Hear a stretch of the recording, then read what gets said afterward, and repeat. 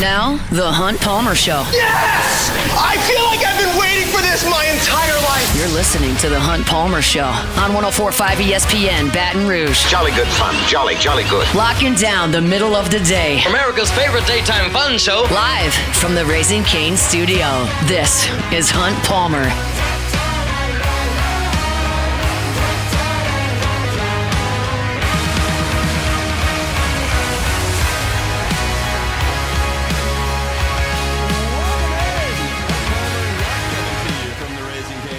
Downtown in the capital city, but right here on Radio Row in Tampa, Florida, SEC Media Days 2026. And fired up you are here. Got Cassie Spazzali and Jordan Kitchens back there on the ones and twos in Baton Rouge, and we have got a loaded 2 hours for you from Tampa. Coming up in 15 minutes, really excited to sit down with Mr. College Football Tony Barnhart. Got a new book coming out later on this summer, and we'll talk some SEC history with Tony. David Epps is the president and CEO of the Chick-fil-A Peach Bowl. He'll be with us at 1:30. Chris Marler's going to stop in and talk a little South Carolina. Bryce Kuhn, old buddy from the Baton Rouge area, but back now home in Georgia covering the Bulldogs, so we'll talk to Bryce at 2 o'clock. Jason Caldwell covers Auburn. We'll be with him probably at 2:30, it sounds like. And we got to go in-depth chart with LSU's linebacker group. So plenty to cover over the next 2 hours. Fired up to be here. Fired up you are here. Let's get things rolling with our opening drive. Welcome to the big league. It's time for Hunt's Opening Drive. Presented by Fabry Chevrolet GMC in St. Francisville. You know, it's a light day for our local coverage. This is not a day where LSU is here. Obviously, the Tigers will be here on Thursday. And of the 4 teams that are going through the car wash today, only one is on LSU's schedule. LSU will not play South Carolina this year. LSU will not play Georgia this year. LSU will not play Vanderbilt this year. All 3 of those teams here today.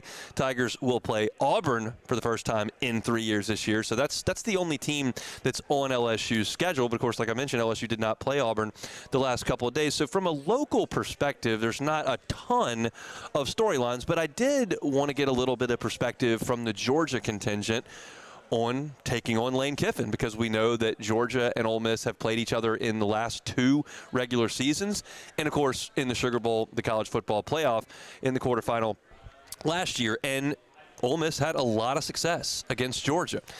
I had a chance to talk with Georgia linebacker Rylan Wilson, and he talked about dealing with the pace and the tempo that Ole Miss plays with. There were a lot of cliches in the answer, and I didn't find it compelling enough to put on radio.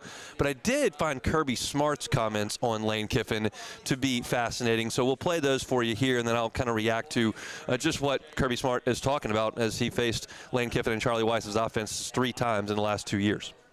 I don't like having to play his teams because I know what he knows, and I know how he thinks about defenses, and he knows what he's doing. But he's also passionate about his family and so proud of his dad, and he probably tweets and talks more about that on our thread of like memories or players. Derek Brooks sending him a text about his dad, and just, you know, when you don't have a dad to share that with, because I've gone through that, you got to have a group to share that with to get your like self-worth and your motivation. And I think him sharing those things reminds me a lot of times of my dad. And it's like you want somebody to appreciate what your dad did, and you don't have him to share that with. So that was interesting on 2 levels. One, obviously Kirby Smart and Lane Kiffin have a close personal relationship. Their time together dates back to Alabama when they were on Nick Saban's staff as a defensive coordinator and the offensive coordinator, and it's extended as they're now head coaches in the Southeastern Conference, and they do communicate significantly, and that's an interesting aspect, sure. But I also, on the field, loved the part where right at the top of that bite, he goes, I don't like playing against his teams because I know what he knows. And that's something that Lane Kiffin has talked about a lot over the course of the last couple of years, talking about his upbringing in football, being around Monty Kiffin, his dad, for as long as he was, and that's one of the great defensive minds in football history, being around Pete Carroll, who is also one of the great minds in defensive football history, national champion at USC, Super Bowl champion with the Seahawks. He was also around, obviously, Nick Saban, one of the greatest coaches defensively in the history of football.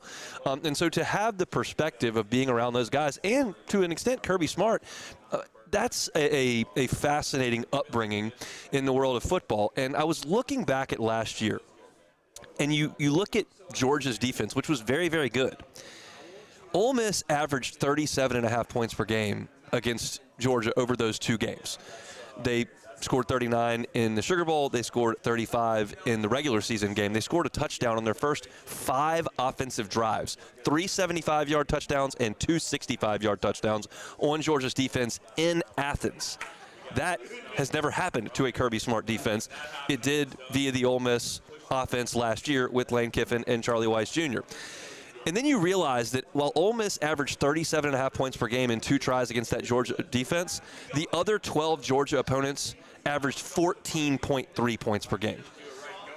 Again, Ole Miss, 37.5 points per game. Everyone else, 14.3 points per game. It was a stark difference, and clearly Ole Miss carved up that Georgia defense in a way that no one else did outside of kind of Josh Heupel's Tennessee team, which did put some points on the board in a losing effort. It speaks volumes, and it's something that I think everyone's on the same page suggesting that Lane Kiffin is going to take this LSU offense and produce big point totals. But just hearing one of the best coaches in college football say out loud, like, I don't like playing against his team because he puts us in, he knows a lot about what we're trying to do, and he knows what gives us fits. And Lane has spoken about that on the record on multiple occasions. So that's the local angle of this that I decided to take for LouisianaSports.net today in looking at teams that have played Ole Miss and how much of a nightmare it is to try to get ready for this offense. And we all think that that's coming in purple and gold this fall, like quickly. There's not a ramp-up time where you've got to, hey, come in, get your guys, get your system. No, in this day and age, you drop the $40 million on the table, you go get the $7 million quarterback or whatever it is, you go get the left tackle who's going to go in the top 15 picks in the draft, you get 9 wide receivers, you bring 2 running backs back, you bring 3 more in, you've got one of the best tight ends in college football right out there, and it's just time to go. It's time to score a bunch of points. And I thought the perspective that the Georgia players and Kirby Smart were able to give on having to deal with that in the huge games last year, including a game they lost in the Superdome, was really cool. I think y'all are aware I was at that game in a non-working capacity, which rarely happens. The amount of times I go into a stadium where I'm not getting a job done is rare. It happens every once in a while for a Saints game, and it happened in that Sugar Bowl, and I was able to go and watch that. And just we were seated low in the upper deck for that game, and watching Ole Miss kind of spread the field, play with their pace, and go up and down the field on Georgia was just kind of surreal, because we've watched Georgia over the years, and you just get used to them just smothering people and it being very, very difficult to move the ball. And Ole Miss just didn't have any issues. Again, I'll repeat what I said at the beginning of that segment. For Ole Miss to go to Athens, Georgia, and score touchdowns on 5 consecutive possessions of 65 yards or more is just amazing. And that's the type of production that we all think that LSU is going to be able to play with this year. Now, it's a different group of characters that are going to be out there. But this is another thing that I've gone back to. It's not like Ole Miss was just like slinging out first-round picks from their offense. Like last year's team produced 1 draft pick on offense, and it was a second-round receiver. The year prior to that, you had Jackson Dart go in the first round, but that's it. It's not like there was so much talent that Lane Kiffin and Charlie Weiss Jr. had at Ole Miss that's a huge part of the reason why they were scoring as many points as they were and running the football as successfully as they did and throwing the football as successfully. No, it's the system. The system does it. And for LSU to land Lane Kiffin and to get Charlie Weiss in the boat, because remember, Charlie Weiss got some cold feet there and considered potentially going back to Oxford, and LSU just grabbed another $500,000 out of the kitty and decided, hey, we'll pay you more, just stay here. And he did. And now you're going to have what I believe to be, from week 1, a remarkably potent offense, and hearing the Georgia presence here today talk about that, I thought was really, really cool. It's going to be something to watch in Baton Rouge. And trust me, look, after what we watched offensively the last 2 seasons with the complete ineptitude running the football, with the complete lack of a downfield passing game this past year, with so many massive problems that LSU has had offensively, to have a guy come in that we all just kind of feel like's got his magic wand that he's just going to come in and fix the whole thing, that's a very comforting feeling. So that's kind of the lead up here with our opening drive here from Radio Row in Tampa, Florida. We're brought to you by FMOL Health, Our Lady of the Lake. We're also brought to you by Parish Construction and Roofing, Relief Windows, and Rev Fiber. Our Tuesday show is brought to you by Immense IT Cloud Management as well. And we're thrilled to be here. It's a busy day, obviously. As I mentioned, the 4 teams that are running through: South Carolina, Georgia, Auburn, and Vanderbilt. We'll have Chris Marler talking South Carolina a little bit later. We'll have Bryce Kuhn talking Georgia a little bit later. We'll have Jason Caldwell talking Auburn a little bit later. I don't know how much Vanderbilt presence is here. Not sure. I haven't seen a Nashville banner around here. Maybe it's time to give a little respect to Clark Lee in the doors, who could have made the playoffs last year. Had a pretty good season. I just listened to him in the big room discussing kind of elevating the program even further. It's a different feel around Vanderbilt, but I'm not sure that the media presence necessarily indicates that. I don't think there's a lot of folks walking around covering Vanderbilt, but we'll see what we can do and maybe chat about them a little bit later on in the show. All right, let's take a time out. When we come back, Mr. College Football, Tony Barnhart, will be here in just a couple of minutes. Looking forward to that conversation. It is next. The Hunt Palmer Show. GoTro's Outdoor Power, GoTrosOnline.com. That's GoTrosOnline.com. That grass is growing. It's going to be growing until Halloween. If you need to manage a property, you need a zero-turn mower, GoTro's Outdoor Power has got you covered. 22 years in business, 2 locations, Baton Rouge and Gonzales. When I say family-owned and operated, which they are by the GoTro family, don't think small. They got the largest parts inventory in the state of Louisiana. They got the largest Hustler inventory in the state of Louisiana. National Hustler Dealer of the Year, 2 of the last 3 years. So if you need a zero-turn mower, need one of those Hustlers, get on by and see them. Airline Highway in Baton Rouge, or, of course, in Gonzales as well. It's GoTro's Outdoor Power. They're online at GoTrosOnline.com.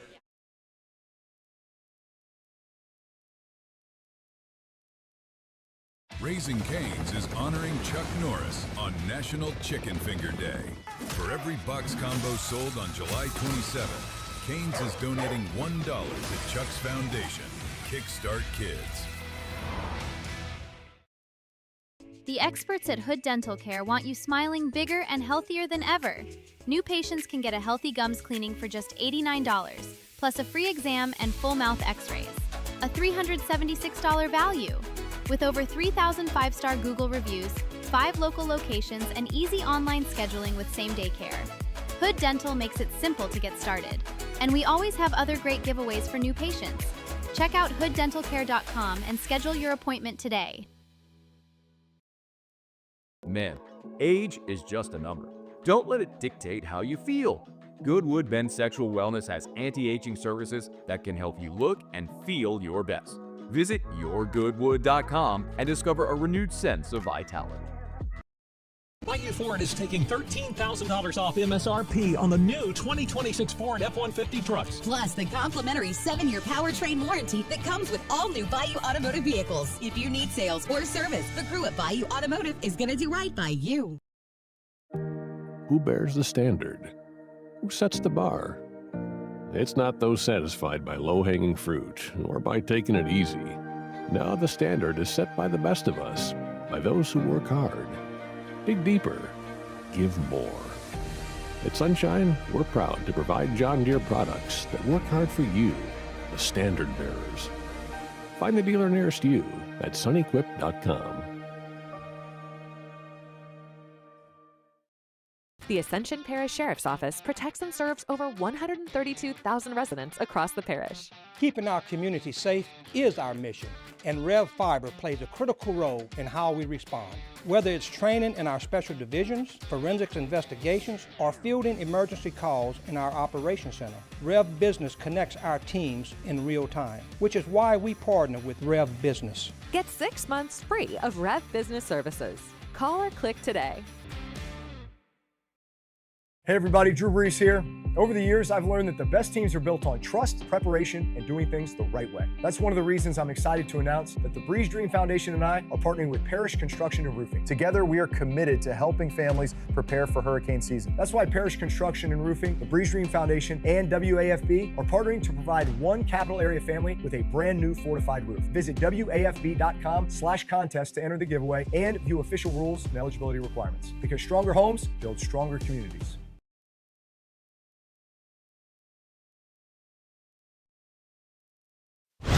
You're listening to The Hunt Palmer Show on 104.5 ESPN, Baton Rouge.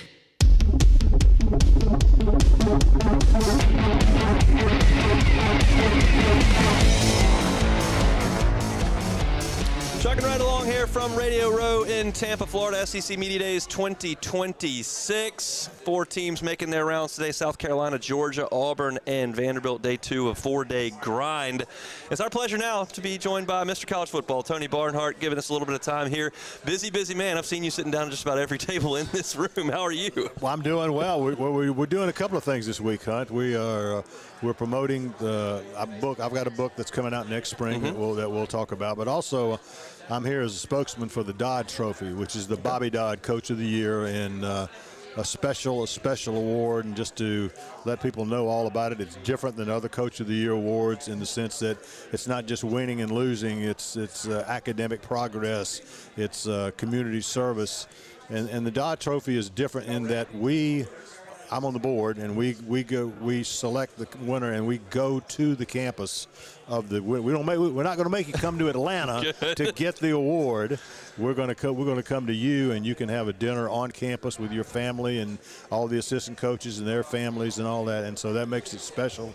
We had Marcus Freeman of Notre Dame was our winner 2 years ago. Spent a great day at Notre Dame and night at Notre Dame. So we're working on those 2 things, and that's keeping us pretty busy.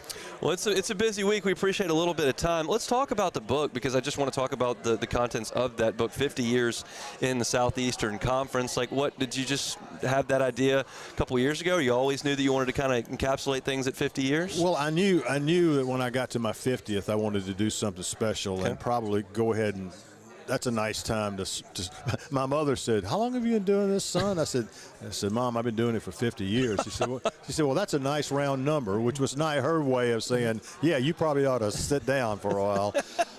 But I knew I wanted to do something special on 50th, and I thought it was time to, and I wanted to go ahead and retire, but I wanted to include everybody. And so the way the book is structured, there are 16 teams in the conference.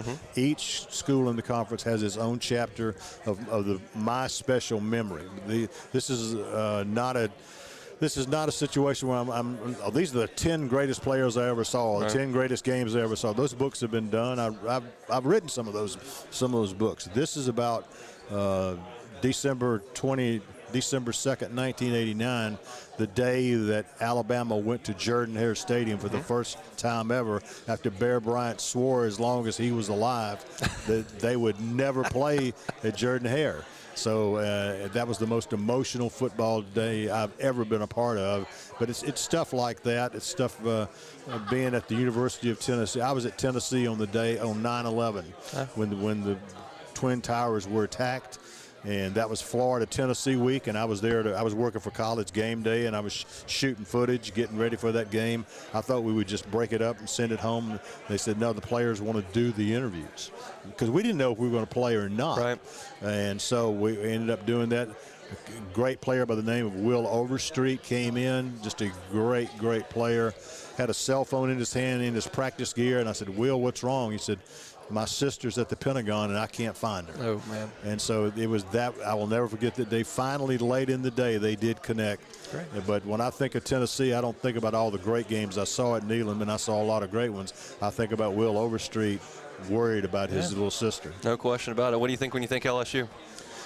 LSU had a great session on 2007 LSU, Florida. At Tiger Stadium. Jacob Hester and I had several long conversations about that game. He had an incredible, and of course everybody remembers that's when Les Miles went for it on 5 times on 4th down and went 5 for 5. It was a great. I talked to a Louisiana State trooper. I said, how many people are not in the stadium? He said, at least 45,000. So that was an incredible game. I was a sophomore at LSU in the student section for that one. It was quite good. Our morning show has some fond memories of that one.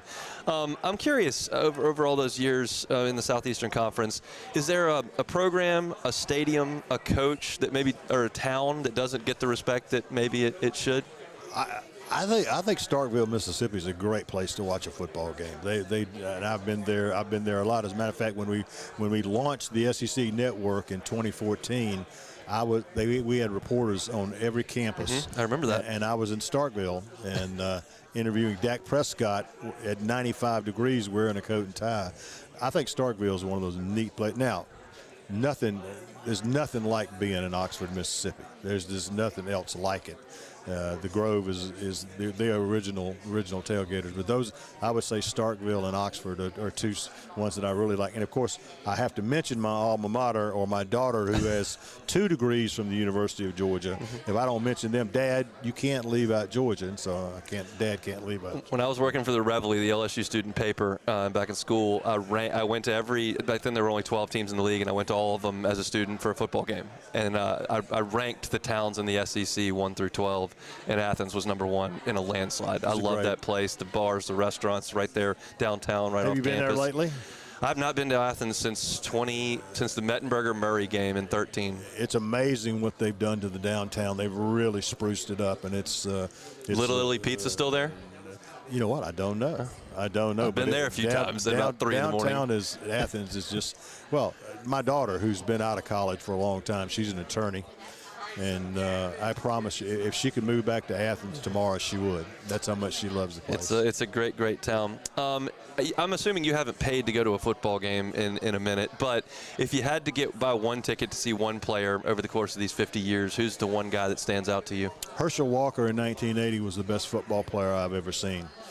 Because people could not believe that he was doing what he was doing. He was running over people and outrunning people, and just they couldn't figure out what to do. Finally, they had to set up defenses just to slow him down and get him, to slow him down to 1,500 yards a season, and it was just impossible. You couldn't believe he was doing what he was doing. So, yeah, a lot of great players. I always mention when people bring up running backs, I said, there's Herschel and Bo, and then there's everybody else.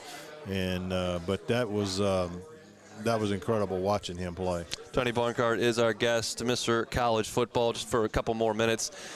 Big picture, very open-ended here. Like, is college football getting better? There's a lot. The last 10 years have been as transformative as any in the history of the sport. Is it getting better? Yes, and the irony of all of this, Hunt, is that for all the problems we have off the field in the game as it's played on the field that we see every Saturday is better than it's ever been. It's an incredible game. It always delivers. Now there's some accounting issues that we got to work our way through. We've got to get some structure. But when the games start, there's nothing.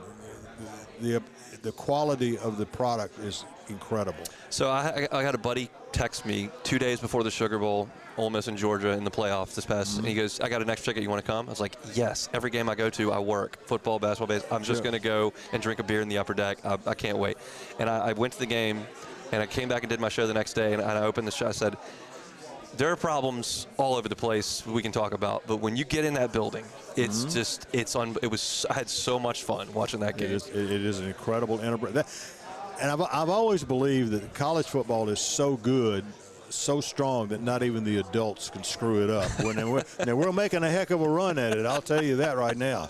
But we're going to get there. I don't know if we're going to have Congress's help to get there, because that's a whole nother set of problems that we're dealing with. But the game is great, and with all the conversations that we're having, once the games start, it's like, I'm not going to think about that stuff anymore. I'm thinking about the games.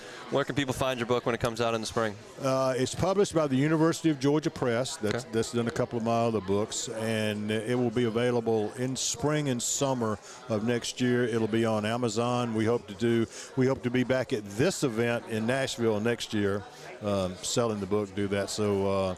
Yep, I'm looking forward to it. We will certainly be reading it. We appreciate a little bit of time. Safe travels back home, Mark. Thank you, Hunt. Appreciate it. That is Tony Barnhart, Mr. College Football, giving us a little bit of time here from Radio Row in Tampa, Florida. I want to remind you about Fabry Chevrolet GMC, online at FabryChevrolet.com. That is FabryChevrolet.com. The entire inventory is online there at FabryChevrolet.com. So you can check it out there, sort any which way you'd like. You want a new, used, pre-owned, they got them. You want to search by mileage, price, you can do it. Make and model, they got you covered there as well, and they've got some unbelievable deals. GMC is offering employee pricing on the 2026 GMC Sierra 1500 Denali's now until August 3rd.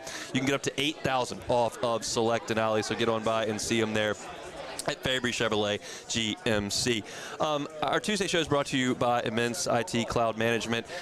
We got a lot to get to here over the course of the next 90 minutes or so. Appreciate Tony Barnhart for giving us a little bit of time there. It's always a pleasure to talk to him, and I was anxious to ask him about the all-time player that he most wanted to watch, and look, Herschel Walker. It's a guy I would have liked to watch. I was maybe hoping for a little Joe Burrow, but didn't quite get there.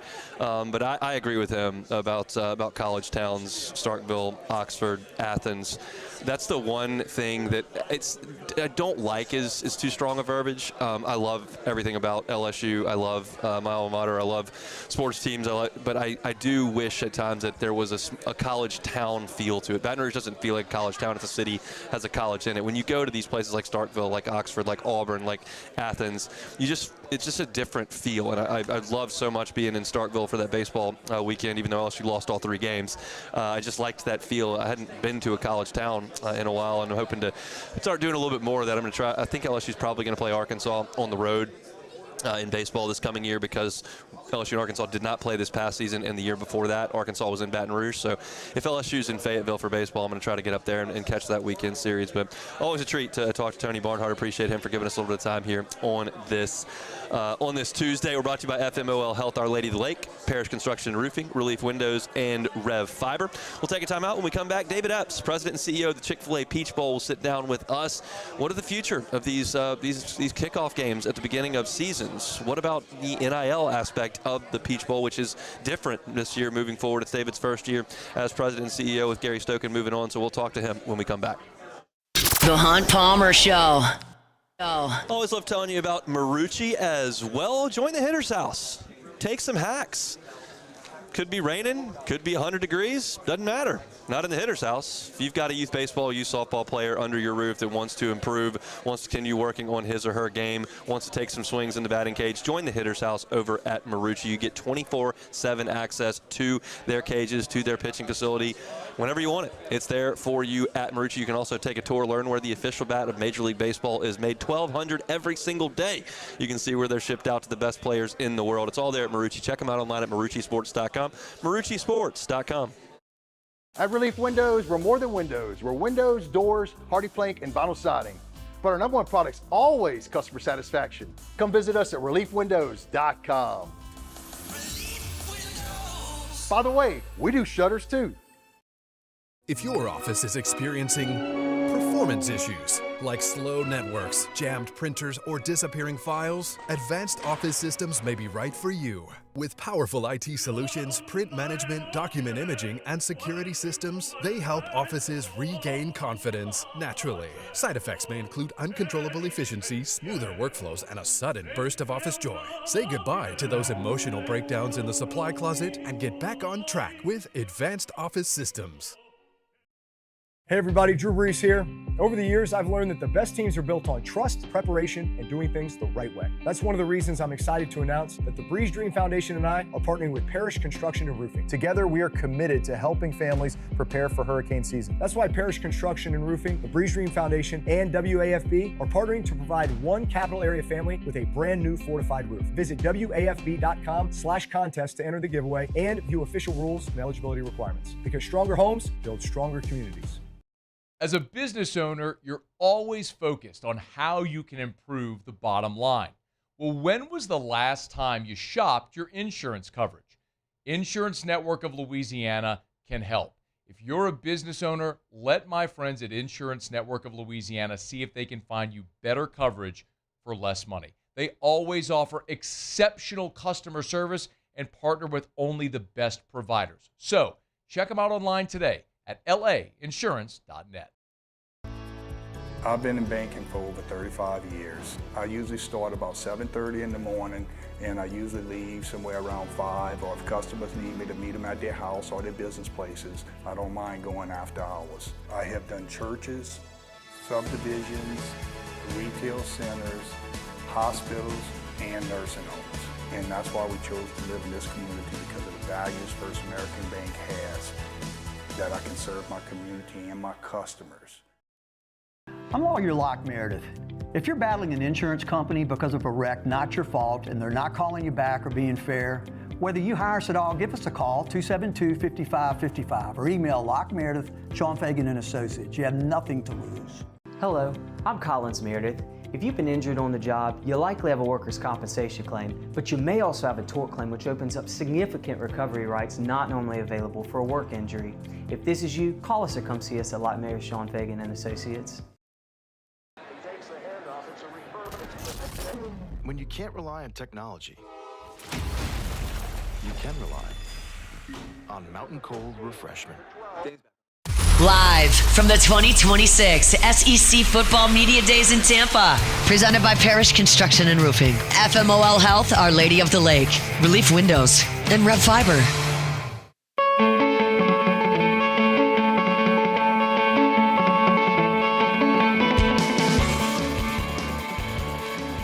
Chugging along here from Radio Row SEC Media Days 2026 from Tampa, Florida. Of course, last year we were in Atlanta, Georgia, the College Football Hall of Fame, also home of the Chick-fil-A Peach Bowl. It's now our pleasure to welcome in the president and CEO of the Chick-fil-A Peach Bowl, David Epps. His first year as the president and CEO, but certainly not your first year with the Chick-fil-A Bowl. How long have you been with the bowl? Well, I appreciate the congratulations. I have been here since 1994. Whew. I started as an intern right out of grad school and, did every job in the company. Now I get the shot to do this one.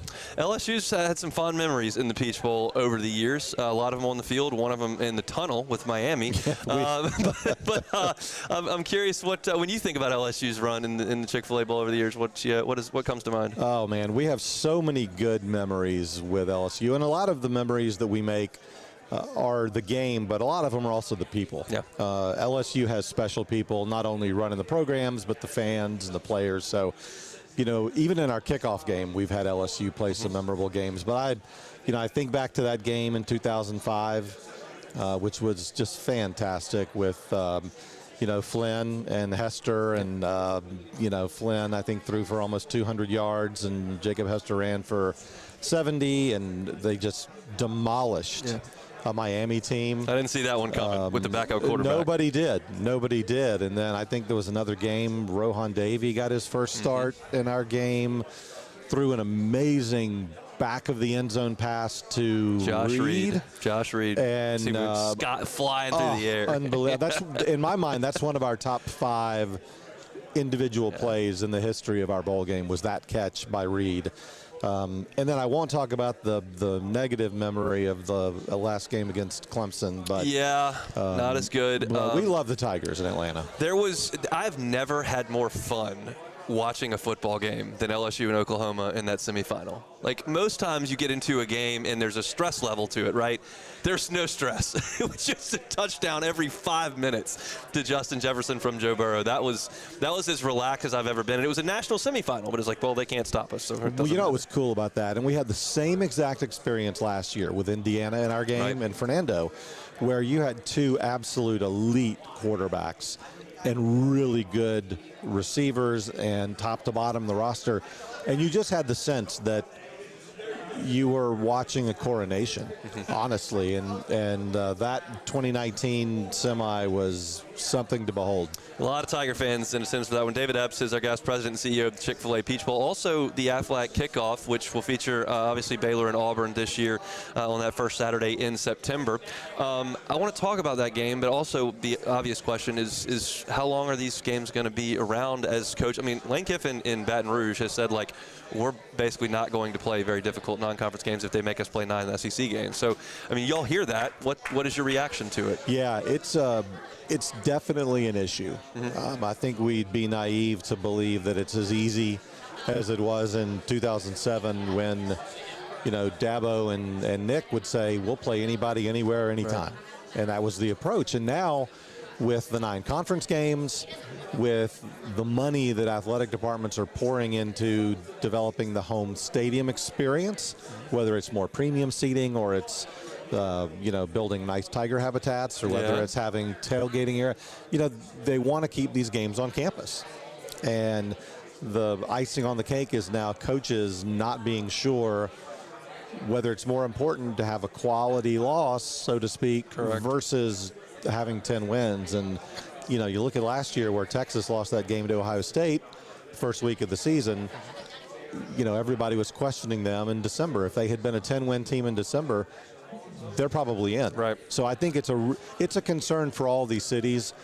There will be some out there. I'm not sure they're going to be available every year the way they used to be, but you know, the pendulum swings awfully fast, so we'll see what the college football landscape ends up looking like. No question about that. And LSU's played in a lot of these games over the years and has played in Atlanta in this game, and we'll see if it continues. But you do have Baylor and Auburn this year in Atlanta. You do have Ole Miss that's playing Louisville in a neutral site as well, so they're still around in the capacity. What can you tell us about Baylor and Auburn coming in this year? Well, you know, I think as a SEC fan, you got a really interesting Auburn team here, in the sense that expectations have been low.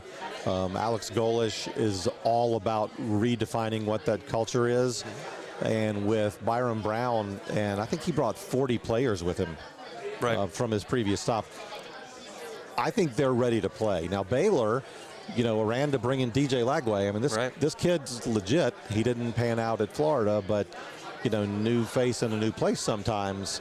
You can see what happened there. So my personal opinion is these are two teams who are jockeying for position in the middle of their conferences, but I think both have bigger upsides than most people want to give them. So I think should be a good matchup. This is a fairly close game when they played last year. And, I mean, we're looking forward to it. It'll be a fun Labor Day weekend. A lot of Dave Aranda fans in Baton Rouge after his time at LSU, and was the defensive coordinator on that 2019 team for sure. What's the future of the college football playoff, and how involved is the Chick-fil-A Peach Bowl in what that is going to look like moving forward? Well, we're not involved in any of the decision making. We certainly express our opinions and our thoughts, but our job in all this is really to make sure that we serve the needs of college football, the conferences, the CFP, the coaches and players and fans and media, because there's so many ways that the postseason could go. We feel like there's a nice balance now of having some home playoff and also preserving a little bit of the tradition and playing in a nationally respected neutral site bowl game. And, you know, for the next 6 years, we're locked in for that, and I think we got a chance to show that even if it goes to 16 or 24, you can still have both and satisfy fans who want that special on-campus experience, but also create some of those memories through a bowl that otherwise you wouldn't have.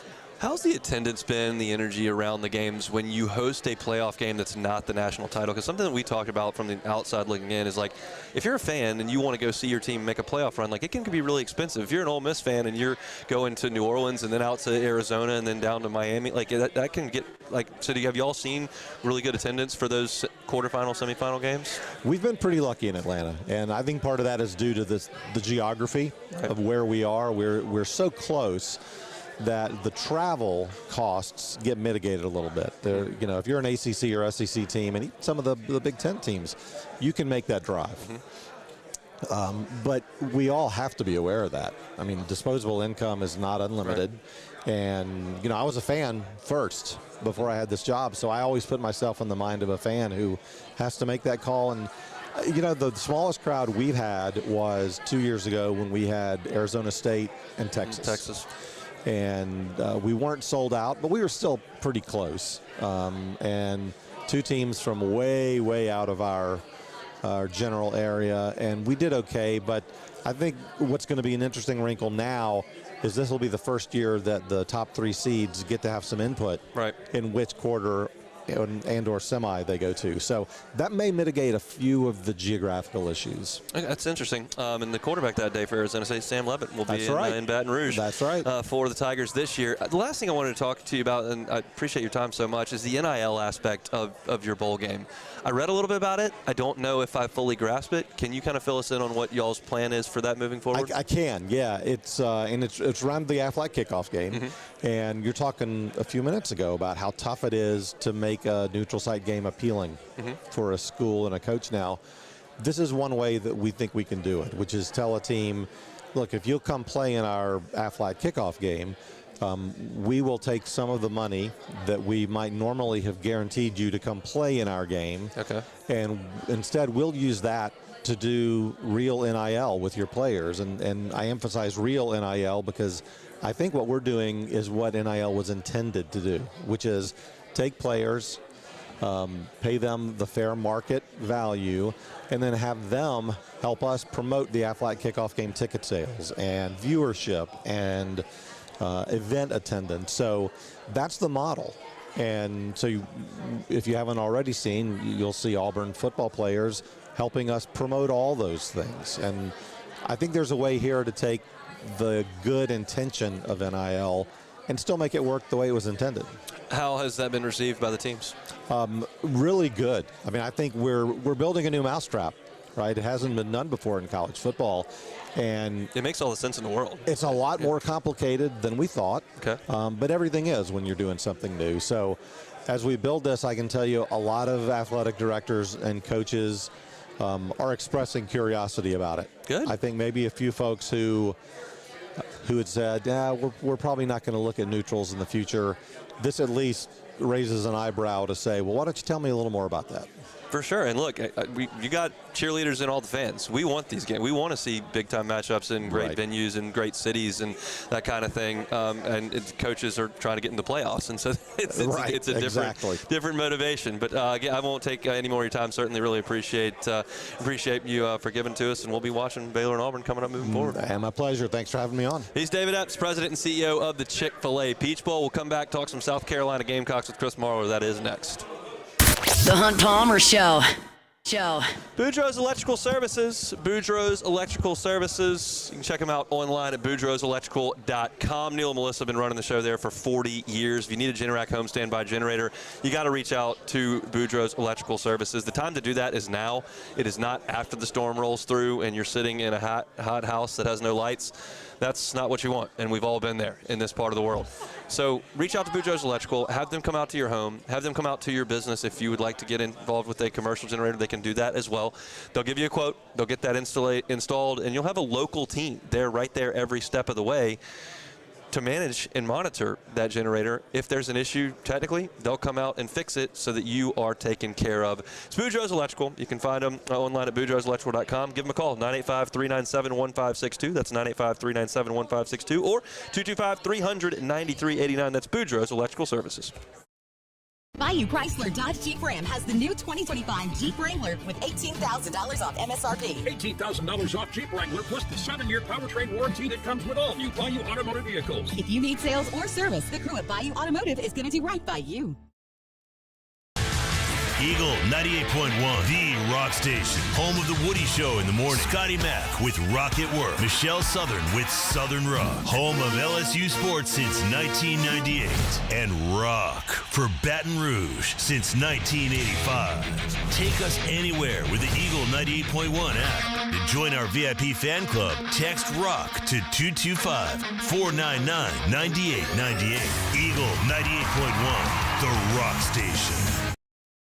People think it's all about game day. Let's go! But the real work happens in the off season.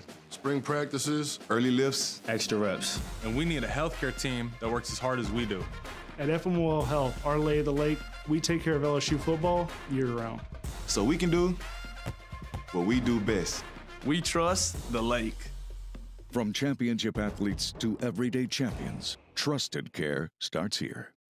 At Relief Windows, we're more than windows. We're windows, doors, hardy plank, and vinyl siding. But our number one product's always customer satisfaction. Come visit us at reliefwindows.com. By the way, we do shutters too.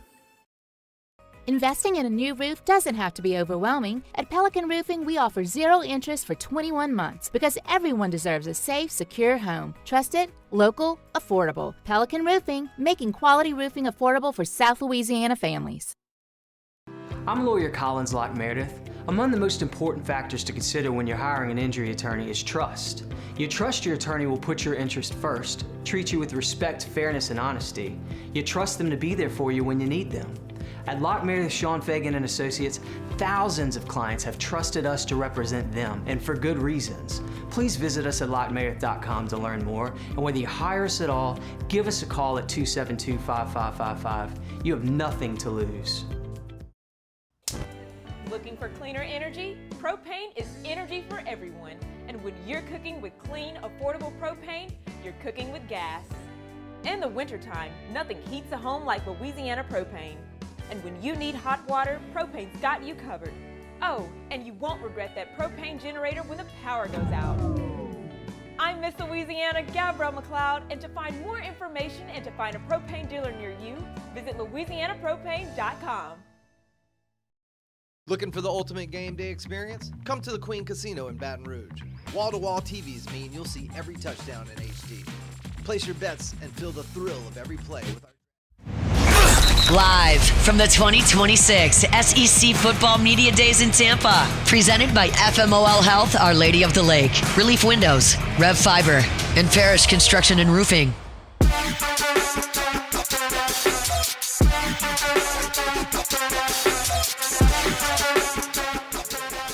Every Tuesday, we're brought to you by Immense Cloud IT Management. If your IT staff is overworked or maybe not capable of handling everything that you have on your plate, call Immense. That doesn't mean you have to replace your IT. You can just have them help. And certainly, Immense can help you with break and fix, but they also can partner with you and monitor your systems, monitor your servers proactively so that you don't have cyber breaches, that you don't have significant loss, whether that's information or financial. Immense can help you with cybersecurity. It's not something that a lot of people consider all the time, but it can be very, very, very important. So check them out online at immense.net. It's Immense Cloud IT Management. They bring our Tuesday shows online at immense.net. Chris Marler, LouisianaSports.net, also locked on Gamecocks. It is South Carolina Day. Joins us here. How are you, sir? I'm fantastic. How are you? Are you fantastic? Because it feels like you're stressing out a little bit. Very stressed out right now. You don't need to be, because there's no rule that says you have to grab the microphone. I'm going to grab the microphone. Are you going to ask him about fireworks? Okay, so here's the thing. I have 3 questions I want to ask. And okay. one of them doesn't really have a question attached to it. You know, this segment is going to be you walking me through how to be a journalist. Okay, good. All right. I'm here for it. So I was going to say they've got 5 South Carolina has 5 of their top 11 recruits all time are on this year's roster. I don't have a question, though. I just, I feel like he'll like me if I say that. So are you going to... That's journalism 101. You gotta say, so you better win or else you're fired? Yeah. What am I going to say? Did you think that raised the floor to the roster? Because it certainly did. Do you feel like this is your most talented team? How about that? Oh, if you start with that, say, hey, there's 5 of your top whatever recruits. Do you feel like that makes this as a talented team as you've had? Okay, that's good. Thank you. Now the other Dylan one. Stewart, Nick Harbor, Lenore Sellers. No. Lenore's wasn't one of the top ones. Who is it? Darius Gray, left tackle Josiah Thompson. Okay. Who's the 5? Julian Walker, the edge rusher. I mean, it's been a good recruiting run here. I think the other one, and Rivers, you can weigh in on this since you're here and you care about my success. If I asked Shane Beamer, I said, if you guys have Tennessee back on the schedule this year, last time you played them, you scored so many points, you literally ran out of fireworks in the stadium.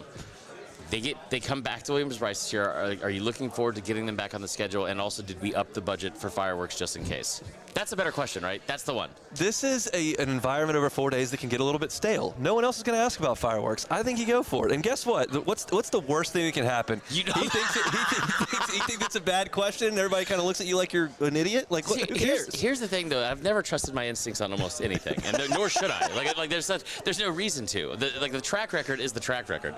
So every time we come to media days and I prepare a question, last year I felt like I was on fire. I was like, I asked hype stuff. Last year you just held your hand up all day. Yeah, that's what Matt told me to Chris do. Morrow, LouisianaSports.net. Yeah. Chris Morrow, LouisianaSports.net.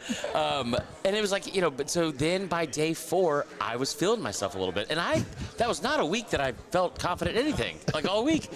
and so we get to Thursday. I remember I showed up, I was wearing a hat. For some reason, I asked Eli. There was a corgi on it. It was all bad.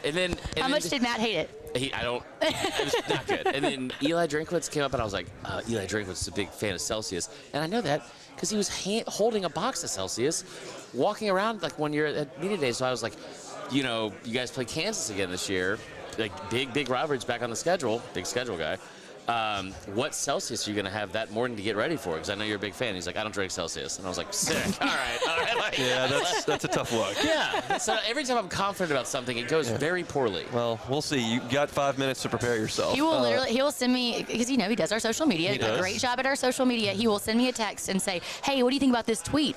And he's so excited about it, I can tell. And I'm like, no, absolutely don't do that. He's like, you're right. Never. I would never post that. Terrible idea. All right, I'm going to do the fireworks question. All right. I need to know something about South Carolina. Is Lenore Sellers good? He is good. He's They're good? going to be very good this year. Here's the thing. Was there any evidence last year that he was good? Nope, but the offensive coordinator's gone. Kendall Briles there. Kendall Briles. So South Carolina is 20-3 under Shane Beamer when they put up over 400 yards of offense. Okay. Now, that's not a benchmark that should wow anybody, but they've only done it, I think, 15 times in SEC play under Beamer. Yeah. And they did it 23 times total. But when they do that, they win games. The defense has been very, very good over the last several years, and it's like not like a stifling, you're not going to run the ball, move the ball on us, but they forced the most turnovers out of anybody in the SEC over the last 5 years with 110. They put 8 DBs in the league in the last 6 years. Like they have been very talented at those positions. They finally have a lot of really good depth in the interior defensive line. They did a good job in the portal with some of the guys they got there. They returned all their linebackers. I mean, they've got good players. Can the offensive line not be atrocious? And now that Mike Shula is gone, and you bring in Kendall Briles, and I don't think Kendall Briles is Charlie Weiss Jr. I don't think he's, I don't think he's even Mike Bobo. But I do think that you're going to have such a significant increase on your offense.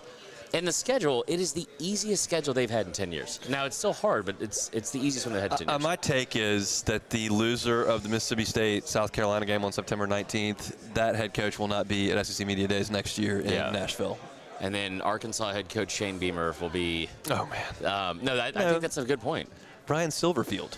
He's year one. Brian Silverfield. It's Ryan. Brian Silverfox. Silverfox. I called him Adam Silverfield in an article, and no one caught it. Exactly. That's exactly the point. What does Shane Beamer need to do this year? I think he's got to win at least 7 games to keep his job. And I think he will, but I think he's got to win at least 7 games to keep his job. And here's the thing that I am really high on South Carolina for is they've got they're not notoriously rich and full of funds, but what they do have right now is about $10 million in NIL deals that are kind of tethered to just four people. Lenore Sellers, Dylan Stewart, Nick Harbor, Jacarius Peak. All 4 of those guys are going to be in the NFL draft next year, right?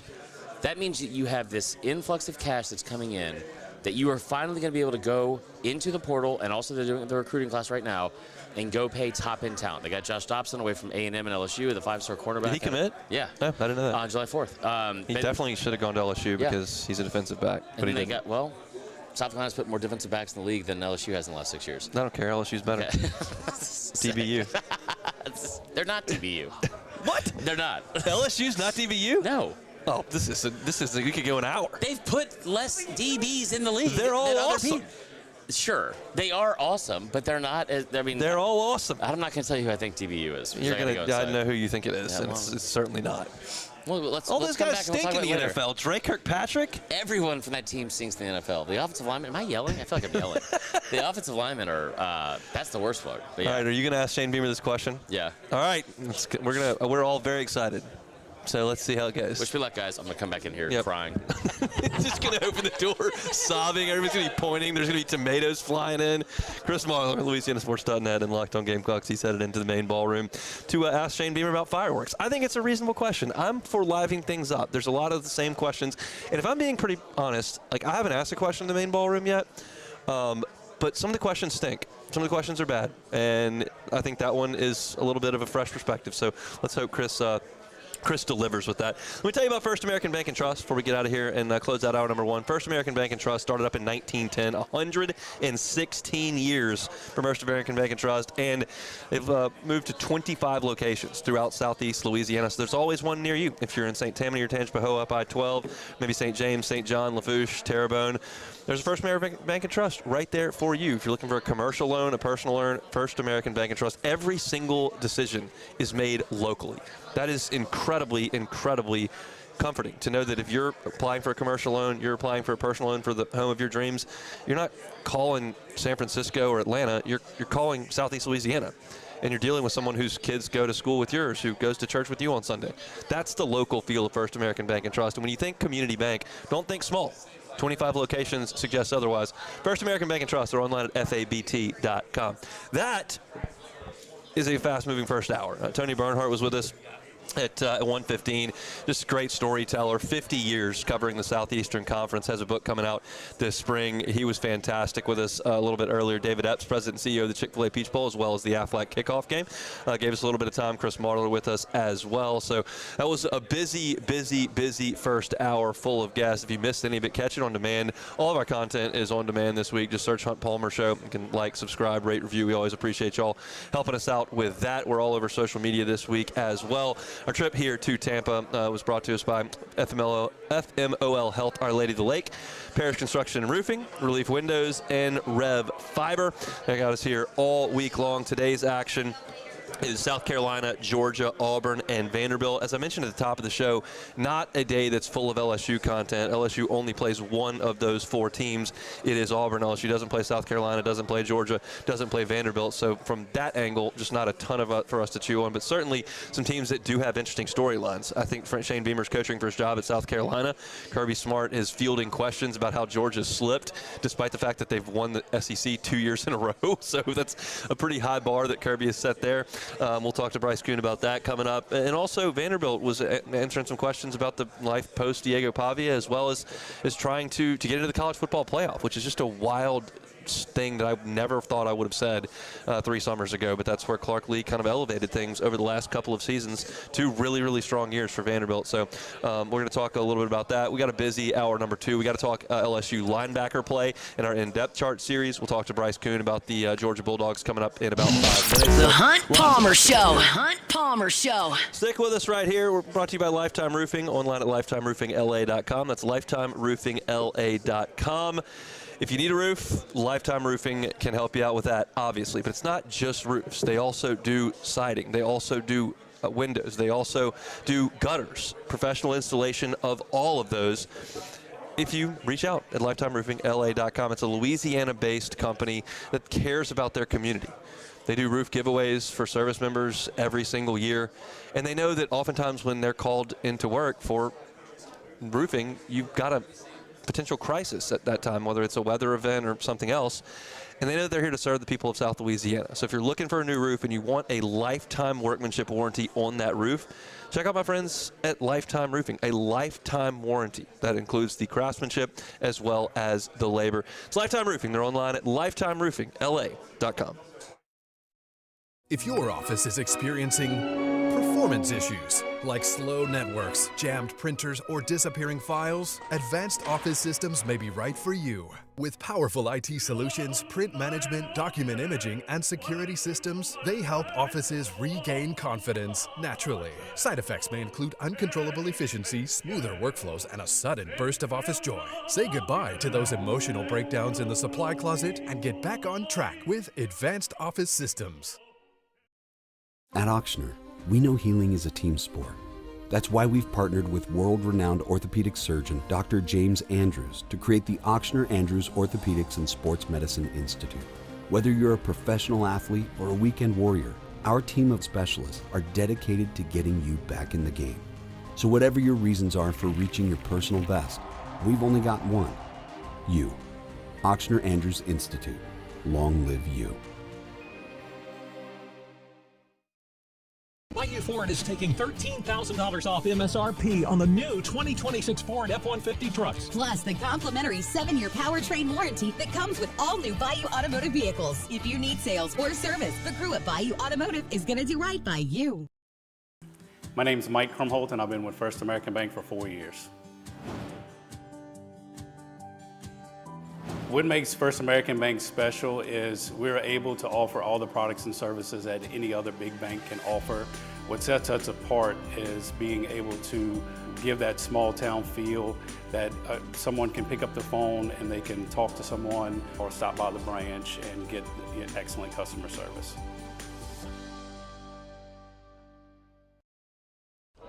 These ice cubes could have been a thankless bed for an all-you-can-eat salad bar.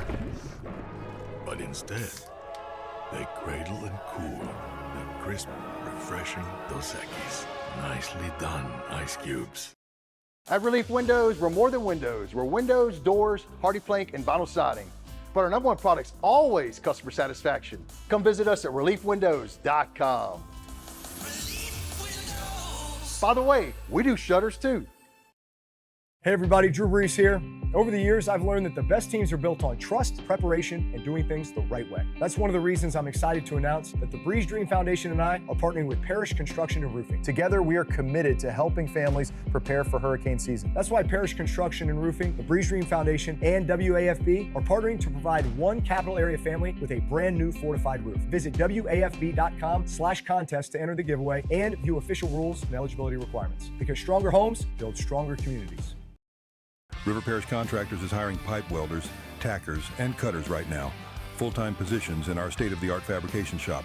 These are immediate openings. Apply now at rpcontractors.com or call Big Jake today. River Parish Contractors, let's get building.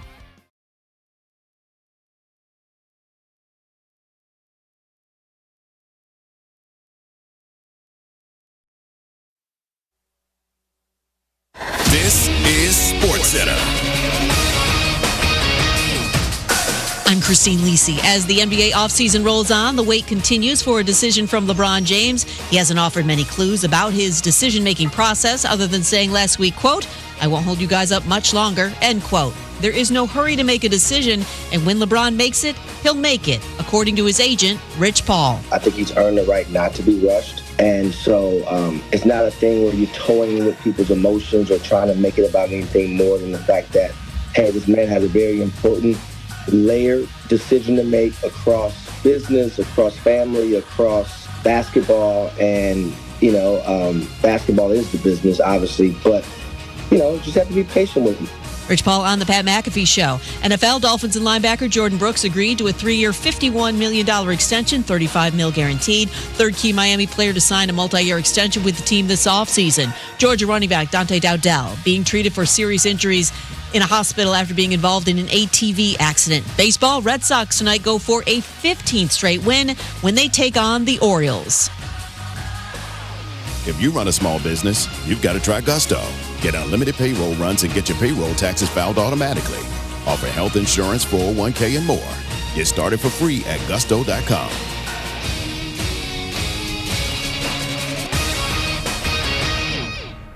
Now, the Hunt Palmer Show. Yes! I feel like I've been waiting for this my entire life. You're listening to the Hunt Palmer Show on 104.5 ESPN, Baton Rouge. Jolly good fun. Jolly good. Locking down the middle of the day. America's favorite daytime fun show. Live from the Raising Cane studio. This is Hunt Palmer.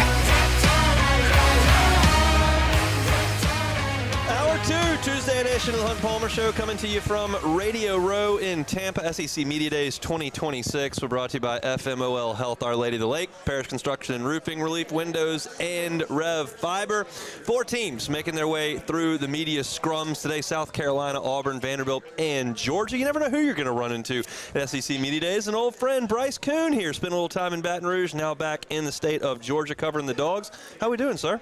Man, doing well. This is the official kickoff of college football season. I say it's not only a great time to talk ball, people watching. That's what I come for. There's some of that. I will say this. I was leaving my room earlier today. It was right after lunch, and I looked out, and the pool was out there, and there were some people at the pool, and I was like, that looks a lot better than a radio show. Yeah. But do it live from the pool. This beats a lot of work, though. Yes. This beats most work, I would suggest. Tell everybody what you're doing over in Athens these days. Yeah, so obviously we've been in Baton Rouge the past couple of years. Moved back, Georgia, homegrown, so my wife and I are definitely from there, and you and I were talking having another kid, so it made sense to get back closer to the family. So working actually very unique. A lot of LSU fans are aware of LSU Plus. It's essentially the Georgia version of that. So what we do is we kind of work alongside, not totally inside or really outside media, but we are working alongside to kind of help collaborative efforts for fundraising. So let's talk a little bit. Yeah, I get how that goes. Let's talk about this team. I think Kirby Smart was asked twice in the big room about the word slipped was used twice. Yeah. We realized that this team lost by 3 points to Alabama and lost by 5 points to Ole Miss. They won the SEC championship game by 3 touchdowns. They've won it back-to-back years, and now we're talking about, well, what's wrong with Georgia? Like, what kind of standard are we trying to live up to here? Man, it's that 2021, 2022 standard. I think people still expect that. They think it's a video game. They think you go out there, you use or simulate everything, you win all 12 games, and you keep winning the playoff. For me, Hunt, it really comes down to the point, and it's really interesting, too, when you look at Lane Kiffin and LSU, how do we grade coaches and programs with a bigger playoff now? Yeah. How do we do that? Do we say just reaching the playoff is good for some programs? Do we say winning the whole thing? For Georgia, they've kind of been, like you said, people say they've fallen off. Won back-to-back SEC titles. You look at the two teams they lost to. Notre Dame, which was a very veteran team down there in New Orleans at the Sugar Bowl, went to the national championship. And then obviously Ole Miss last year, which doesn't need to be talked about anymore, what they were and the chip they had on their shoulder. To me, I chalk it up, man. It's just a program that's pretty proud, won back-to-back titles. And really, I'm not going to compare them to Alabama, but I think the fan base is kind of honed in on that because 2021 and 2022, I don't know if anyone can ever approach, especially what that defense was. They just assembly line of NFL dudes just coming right through there, which is very similar to what Nick Saban had at Alabama for a long time. He said in the big room that he knows he's got the right coordinator and offense in Mike Bobo.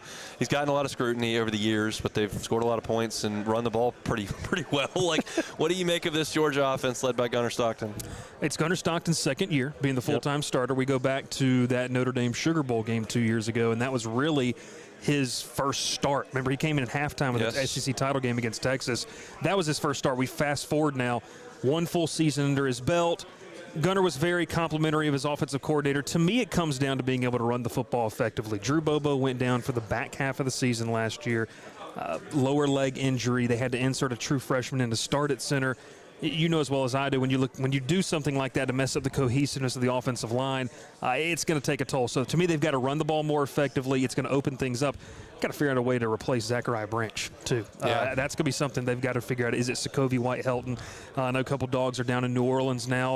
Oscar Delp was a big feature piece for them for the tight end spot. And then we'll talk defense here later. But I think to me that's the biggest thing. Can you replace the weapons? And then what can you do? What does explosiveness look like? Does it look like 40-yard passes? Gunnar Stockton said today in one of the breakout rooms, to him it is way more of the intermediate opportunities and allowing those guys to make plays on their own. Let's talk about that defense. Do they have the 4 first-rounders on that side of the ball? I mean, that's just kind of seems like what it normally is, but what's the prospect there on defense? Yeah, so, obviously, another guy Georgia lost was multi-year starter Christian Miller down there in New Orleans now. You've got to replace him. Second-round pick. Elijah Griffin's the guy that I kind of keep circling. Former 5-star, one of the top players at a high school 2 seasons ago out of Savannah. He has to make the jump right there in the middle of their defense to be elite. They can be really good.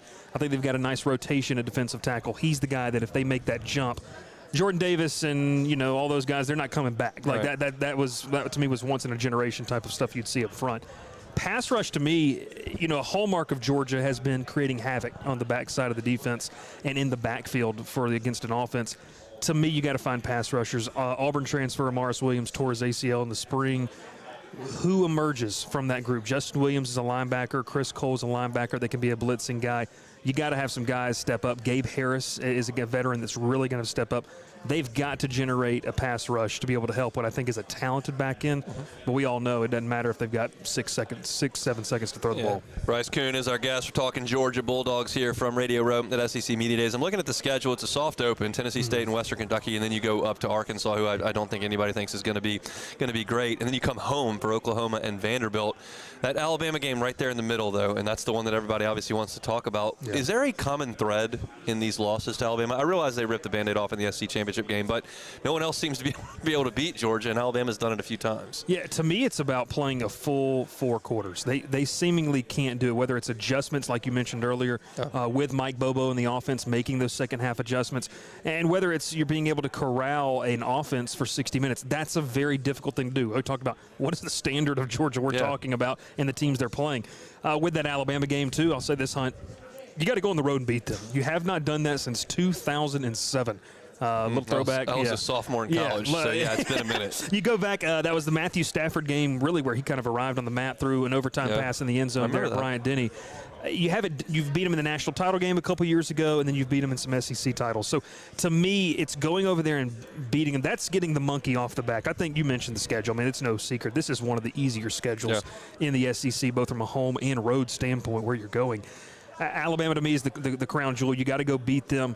I know, we can talk about it if you want.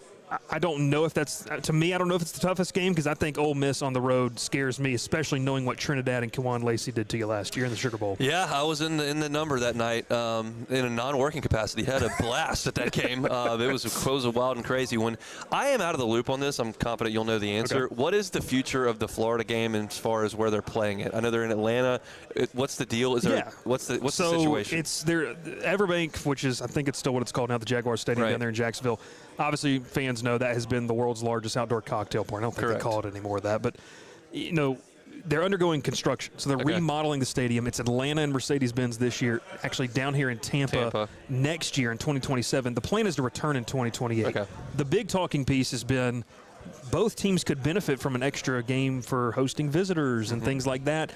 Doesn't seem to be a lot of movement on that. I know fans want to see Georgia go play in the Swamp. They'd like to see them come to Athens, but Jacksonville's kind of been the meeting place for the last couple of years. But to me, unless something has changed, I know Brevin Murphy tweeted out today. I was kind of surprised because I thought it was pretty public knowledge.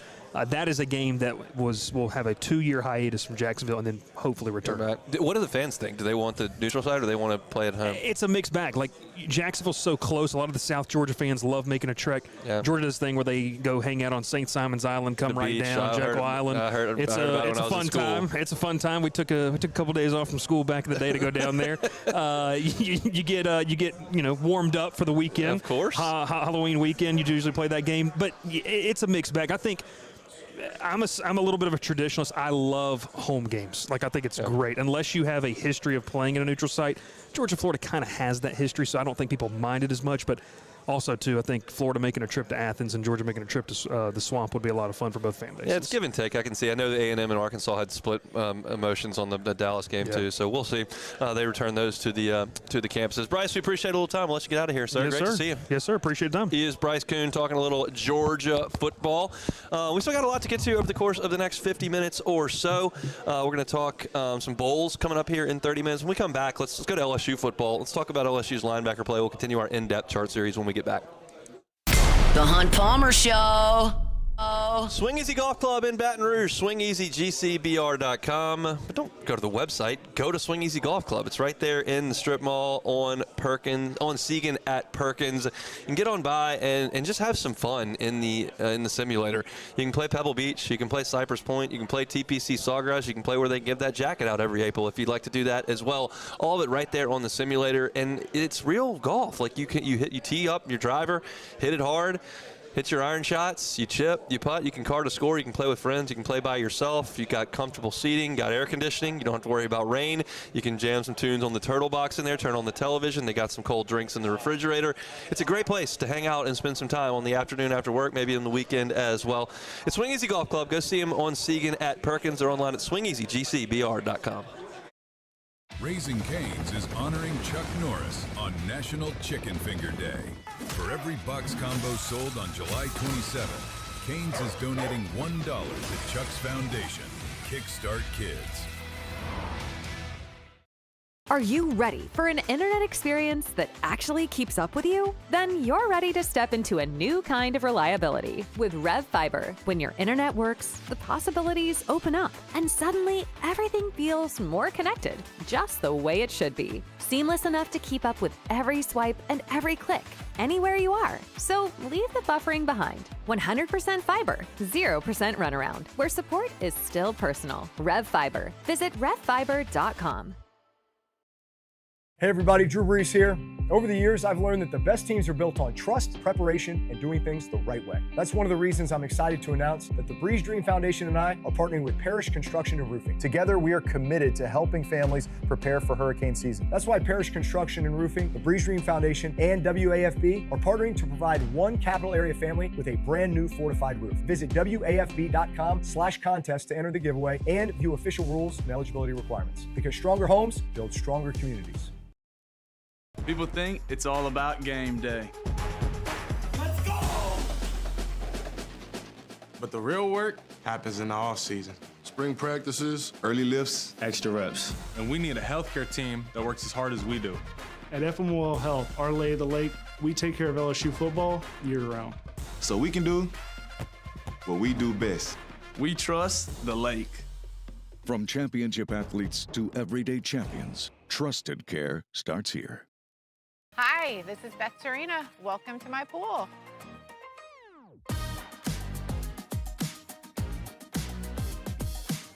The first time I saw this beautiful pool, it exceeded every expectation that I had. They were able to get everything we wanted in this pool. It is a beautiful pool. We live out here, we eat out here, we watch TV out here. This is like our living room outside. We love this pool and everything about it. When we decided to build our pool, we called a great friend who is one of the best pool builders in the country in North Louisiana, and we said, who would you choose to build a pool in Baton Rouge? And without a hesitation, he told us Russell Pools. He said their history, tradition of great builds, great pools was unmatched. So of course, who did we call? Russell Pools. The advice I would give to anyone looking to build a pool is first call Russell Pools. They'll do an incredible job. It'll be incredibly organized. It'll be time efficient, and you will have your pool in no time.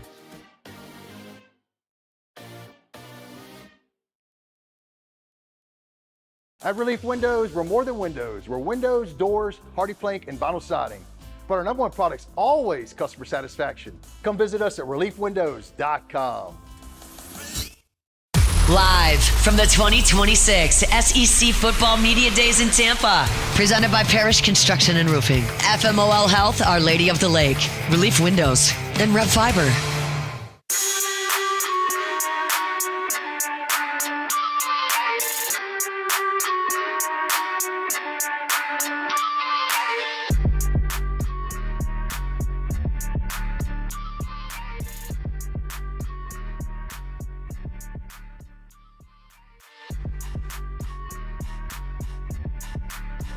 Coverage all week long brought to you by FMO Health, Our Lady of the Lake, Parish Construction and Roofing, Relief Windows, and Rev Fiber. I am really excited for our next conversation coming up in 15 minutes. We're going to be joined by Nick Carparelli, who's the Executive Director of bowl season. I'm fascinated to hear about the future of bowl games, the current state of bowl games. We know that it's not what it once was. We know that opt-outs and the portal and all those kind of things have really have affected bowls. But I'm really curious to hear from that side of things. So we'll have that conversation coming up in 15 minutes. Right now, let's talk some LSU. We spent some time on South Carolina, spent some time on Georgia. We haven't gotten to Vanderbilt just yet, and have not talked a lot about Auburn either. Jason Caldwell was gonna come with us, but he actually just left. We're gonna chat with Jason probably next week at some point about Auburn. I will tell you, just talking about Auburn, their quarterback Byron Brown, saw him in the hallway. I probably couldn't tackle him. This guy is huge. He is going to be a rushing threat this year for the Auburn Tigers, who are back on LSU's schedule this year. So that's one nugget on Auburn. Let's talk about LSU and the guys that are going to be charged with tackling Byron Brown and a lot of different guys throughout the season. That is LSU's linebacker core as we continue to work through the depth chart for LSU. The linebacker is the spot where LSU has had the most stability over the last two seasons. They haven't had a lot of defections at Blake Baker's position. West Weeks moves on. He's out of eligibility. Harold Perkins was an NFL draft pick as well. But everybody else is back, including Whit Weeks. You've got Devon Keys back. You got Tylen Singleton back. Zach Weeks is back. The youngest Weeks, Keelan Moses is back. Jaden Breaker is back. Charles Ross is back. Like in an era where everybody's transferring all the time, LSU kept its entire linebacking core intact. Like the offensive line was decimated, all the wide receivers left, all the quarterbacks literally left. You didn't lose anything at linebacker, and you also brought in TJ Daugherty from Ole Miss. So you've got what I would consider the highest floor at this position. You have got TJ Daugherty, who led the SEC in tackles last year. Devon Keys was second, and Whit Weeks was second in the SEC in tackles last year. So you've got three guys that are going to form your starting linebacking core that have all finished at some point in the top two in the SEC in tackles. That is a really, really productive group. Is it a group that's littered with future NFL All-Pros? That I don't know. Daugherty is coming back for his fourth college season. Keys is going into his third college season. Whit Weeks is going into his fourth college season. These are not guys that are going to be really super high on NFL draft boards. I think Whit Weeks is a very draftable prospect. I think the injuries last year obviously cost him significantly, and he wanted to come back and right those wrongs. He's the most draftable prospect among this, and it wouldn't stun me if Whit played himself into a top 3 round selection this year, for sure. The other two guys, probably not. but they're productive. They know where to be. They can get guys on the ground, and that's what Blake Baker and Chris Kiffin are going to ask of this group. I think you're going to see Whit Weeks, TJ Daugherty, and Devon Keys out there first. I do believe that Tylen Singleton is a player that the staff trusts to be in the game if they need him, if there are some injuries like there were last year. And I think Zach Weeks has a chance to be a really, really good player at LSU. He is noticeably bigger than Whit. And he's 2 years younger, noticeably bigger. And he was that way as a true freshman last year after he reclassified. He was supposed to be a senior in high school last year. He is really physically impressive to watch. I don't know how well he runs. I don't know how well he tackles. That's all stuff that we've got to figure out as his career progresses at LSU. But just from a physical size standpoint, Zach Weeks is really, really impressive. Charles Ross is a literal high school track star. He was a sprinter in high school and is a linebacker in college. He was a big-time 4-star recruit. So was Jaden Breaker. There's real talent there. And I'll tell you this. When we talk to LSU linebackers, we talk to LSU defensive players, they all love playing for Blake Baker.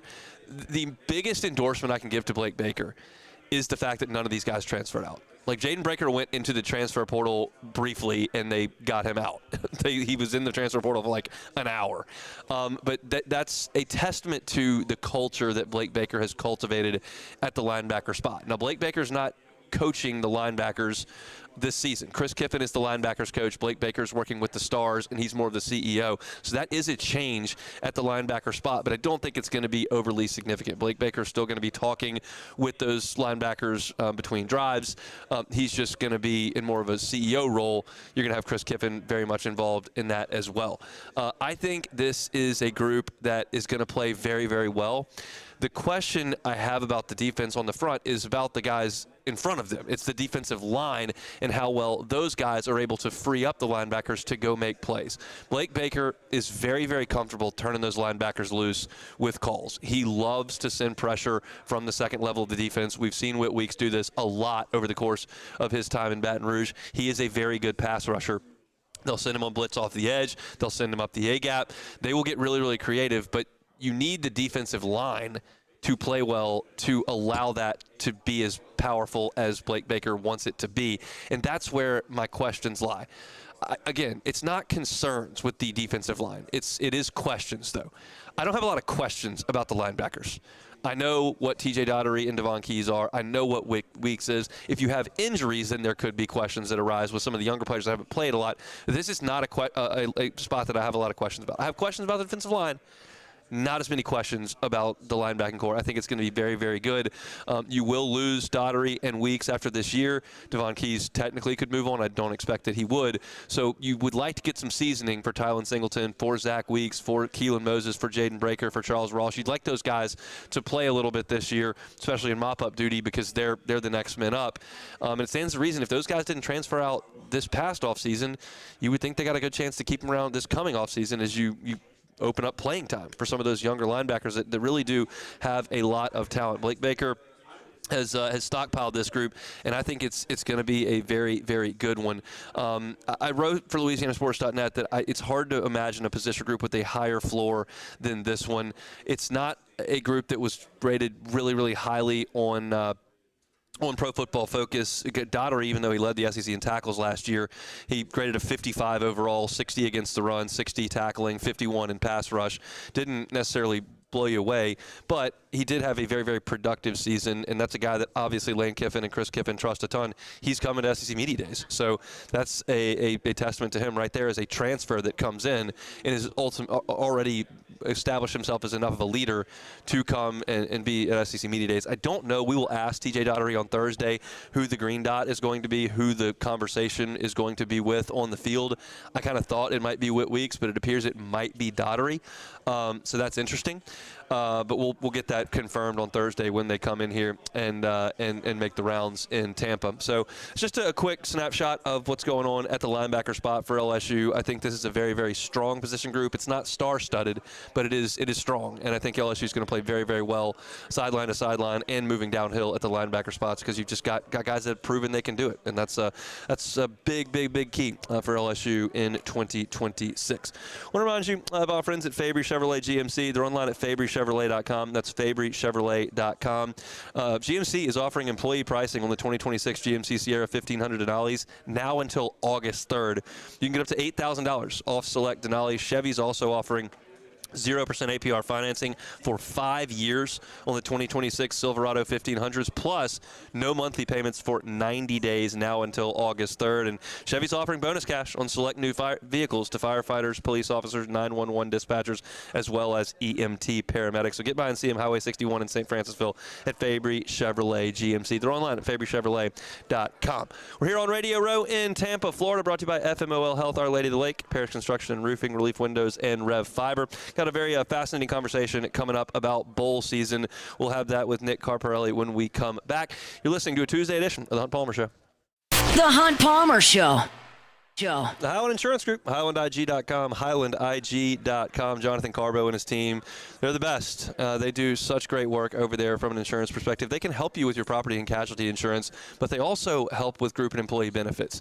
If you're a CFO, if you're a business owner, and you've had headaches with benefits in the past, or you've had renewals that haven't gone the way that you wanted to, or you've got one coming up that you're nervous about, call Jonathan Carbo at the Highland Insurance Group and get that second option. I'm not promising you they're a silver bullet that's going to chop 12% off your benefits costs. But what I can tell you is that they're happy to have a conversation, and they may be able to offer a second option. That's a huge deal to the bottom line of some businesses if you are in that spot. So check them out online at HighlandIG.com. It's the Highland Insurance Group online at HighlandIG.com. The experts at Hood Dental Care want you smiling bigger and healthier than ever. New patients can get a healthy gums cleaning for just $89, plus a free exam and full mouth x-rays.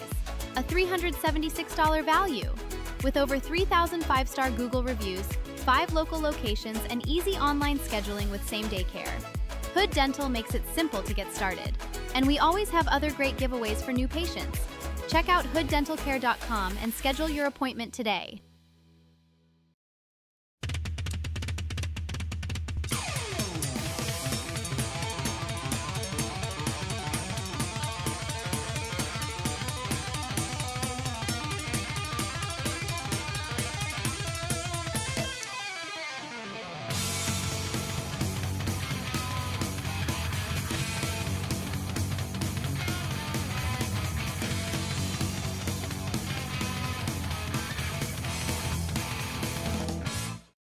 As a business owner, you're always focused on how you can improve the bottom line. Well, when was the last time you shopped your insurance coverage? Insurance Network of Louisiana can help. If you're a business owner, let my friends at Insurance Network of Louisiana see if they can find you better coverage for less money. They always offer exceptional customer service and partner with only the best providers. So check them out online today at lainsurance.net. At Bayou Automotive, we believe in a sales process that puts you first. We want you to experience an easy purchase with clear pricing and great service. Let Bayou Ford and Bayou Chrysler Dodge Jeep Ram be your trusted partners in finding your perfect vehicle. The crew at Bayou Automotive is going to do right by you. The Ascension Parish Sheriff's Office protects and serves over 132,000 residents across the parish. Keeping our community safe is our mission, and Rev Fiber plays a critical role in how we respond. Whether it's training in our special divisions, forensics investigations, or fielding emergency calls in our operations center, Rev Business connects our teams in real time, which is why we partner with Rev Business. Get 6 months free of Rev Business services. Call or click today. Bayou Chrysler Dodge Jeep Ram has the new 2025 Jeep Wrangler with $18,000 off MSRP. $18,000 off Jeep Wrangler plus the 7-year powertrain warranty that comes with all new Bayou Automotive vehicles. If you need sales or service, the crew at Bayou Automotive is going to do right by you. At Relief Windows, we're more than windows. We're windows, doors, hardy plank, and vinyl siding.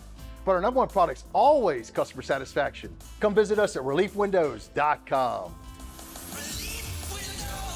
By the way, we do shutters too. Hey everybody, Drew Brees here. Over the years, I've learned that the best teams are built on trust, preparation, and doing things the right way. That's one of the reasons I'm excited to announce that the Breeze Dream Foundation and I are partnering with Parish. Live from the 2026 SEC Football Media Days in Tampa. Presented by Parish Construction and Roofing. FMOL Health, Our Lady of the Lake. Relief Windows. And Rev Fiber.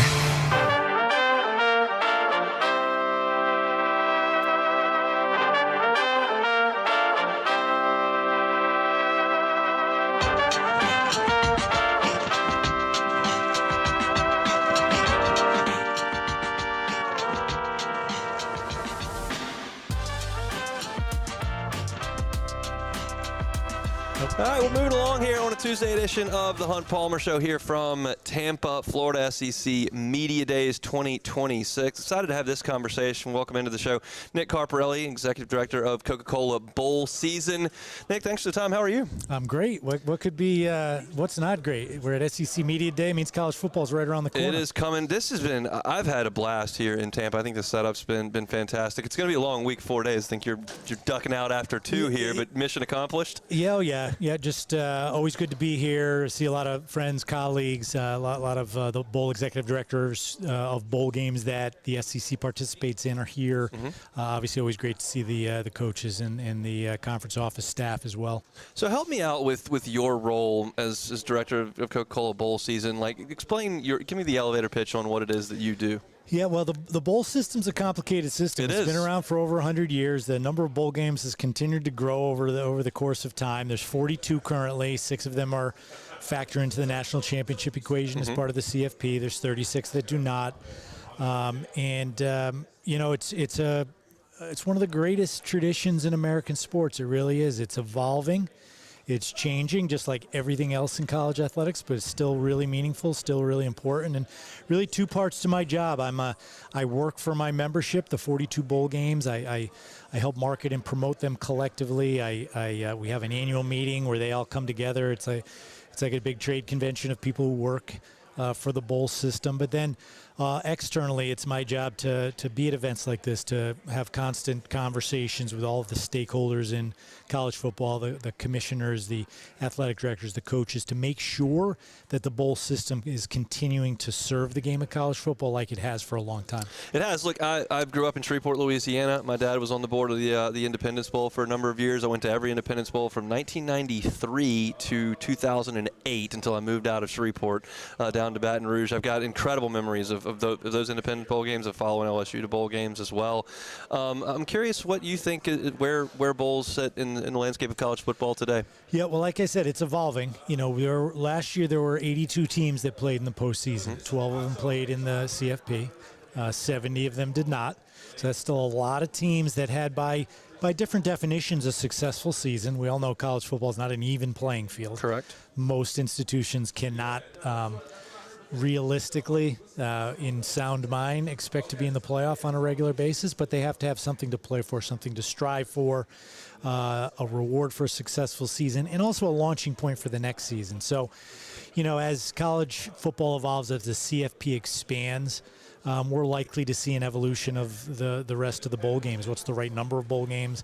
Where are those bowl games going to be? Who's going to play who in those bowl games? A lot to be determined, but what I do know is that the bowl games are still really, really important, and they are really important to the game of college football in general. What about the health of them currently? I mean, I saw in some notes about television numbers. Some people say, well, we got too many bowl games, and then you would look at it and go, well, I don't think that's true. If you're looking at the numbers, people are watching. They do. I think people love college football, especially that time of year. It's been an interesting dynamic in there was a 14 college playoff for 10 years. We've had 12 teams for 2 years, and 2 years ago everybody said, oh, nobody's going to watch the bowl games anymore. But over that 2-year period, the non-CFP bowl games have increased by 25% in a 2-year period in viewership, averaging over 3 million viewers a game, far outrates any other sports programming other than the NFL in the month of December. And you have these playoff rounds with 10 days in between them. People want to watch college football. Mm-hmm. There were 5 bowl games that had more viewers than 2 of the CFP opening round games. That's shocking to people, but people love watching these games. They love watching the matchups, and I think they enjoy the fun of bowl games. Yeah. The dumping of mayonnaise, the eating the Pop-Tarts. I mean, people want to win the game, but we could have a little bit of fun along the way as well. No question. LSU has had a mixed experience over the last few years in terms of bowl games. The year that Ed Ogeron lost his job, they had so many opt-outs on that team. They had a wide receiver playing quarterback in Houston. I mean, it literally did not have a quarterback to play. The following year, LSU was ready to play in their bowl game, and they went and played Purdue, but their coach had left, and it was a mismatch. And LSU, I think, scored 70 points in that game. But they also played a really competitive game with Houston this past year in a bowl game. So, what do you say to those that see some of those games where players are opting out that aren't fulfilling their commitments to those games. What is the discussion like in that respect? Yeah, I think opt-outs are a problem for the entire sport, and it's not a problem that's unique to the bowl system. It just happens at a time of year where it affects the bowl system the most. I think NIL, transfer portal, salary cap, if you will, conference realignment, those coaches firings. Those are big issues that are affecting every level of the sport. You know, I do not believe players opt out of bowl games because they don't like playing football. I think we're doing them a disservice by having a system around them where they're forced to make really hard decisions. And it's even impacting the playoff. You know, 2 years ago, the Penn State's backup quarterback opted out of the playoff. Bo Perdula. And he was an impactful backup. 15 snaps a game, came in when the offense got bogged down. I remember watching their playoff game against Notre Dame, and sure enough, their offense bogged down. I'm like, that's when that kid goes in the game. Yeah. Right? Last year, we had a team, I think it was Oregon, was playing with their fourth-string running back. Right? So it's a problem that needs to be solved, not just because it impacts the bowl system, but it's just impacting the game. Chatting with Nick Carparelli, Executive Director of Coca-Cola Bowl season. Could you foresee a significant change to the bowl system coming in the next decade? I mean, everything has changed so seismically in the last decade across collegiate athletics. I've seen people suggest maybe we could play the bowls on opening weekend. Like, could you see a big change to the bowl season? Yeah, I mean, I think we see neutral site non-conference games on opening weekend, and that's what those are. It's not a bowl system. I mean, we all know the banter that the SEC and the Big Ten likes to have about non-conference scheduling quality, right? So it would be hard to imagine that you're going to force two teams to play each other if they don't necessarily want to, or they don't pick each other as partners at the beginning of the season. But as far as the actual bowl system goes in the bowl season, of course it's going to evolve. I think people need to remember that it's a market-driven system. It always has been. Nobody's telling a community they have to host a bowl game. No one's telling teams they have to play in bowl games. But over time, there was a market for it. Every last 6-6 team needed a place to play. Maybe that's changed, right? Maybe the playoff expands. Maybe we need less bowl games. But no one's sitting in a seat, especially not me, making those decisions. The market's going to dictate how many bowl games there are, where they get played, and which conferences play against each other. On the fun side, I'm assuming you go to bowl games. You're saying you were at the Texas Bowl that LSU played in with no quarterback. Like, some of your favorite memories in person of bowl games gone by that you've been fortunate to be at? Well, there's so many. I did a rough count. I think I'm approaching 200 bowl games I've been to in my life. I've been to over 30 different ones. A lot of people ask me, what's your favorite bowl game? It'd be like picking my favorite child. You really can't do that. But I will say I have a soft spot for the Pinstripe Bowl. When I was the deputy commissioner at the Big East, I helped start that game. I grew up a Yankee fan. Okay. My first job in sports was as a graduate assistant for Paul Pasqualoni at Syracuse. Okay. And then lo and behold, the first Pinstripe Bowl was Syracuse against Kansas State. So that was kind of a special moment for me, being at the very first Pinstripe Bowl in Yankee Stadium with Syracuse in the game. It was probably freezing cold. You're talking to Louisiana people around here. We don't do well when the temperature gets below 60. It was definitely cold, but you talk about a lifetime experience. No doubt. Spending 5 days in New York City over the holidays is pretty cool. That is really, really awesome. We appreciate some time. I know it's been a crazy 2 days for you. We'll let you get out of here, but thanks so much for some time. My pleasure. That's Nick Carparelli. He's the Executive Director of Coca-Cola Bowl seasons. Talking a little bowl college football here from Media Row on SEC Media Days 2026. It's been a wild hour and a half that we have gone through over the course of those 90 minutes. We've chatted with Chris Marler, just had a conversation with Nick Carparelli. We talked to Tony Barnhart, jumped aboard with us. Bryce Kuhn was with us as well. So it's been fast and furious. We appreciate y'all for hanging out with us, and we certainly appreciate our great sponsors for making it all possible. FMOL Health, Our Lady of the Lake, Parish Construction and Roofing, Relief Windows, Rev Fiber. It's been a great 90 minutes. We still got about 25 minutes left to go here on this Tuesday before we hand the baton over to Matt. Well, I've got some time right now.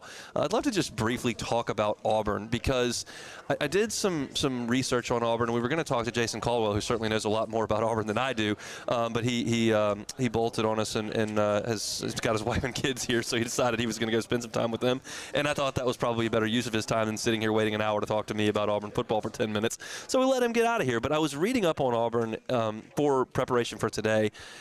I guess I did realize it, but didn't really it didn't crystallize for me.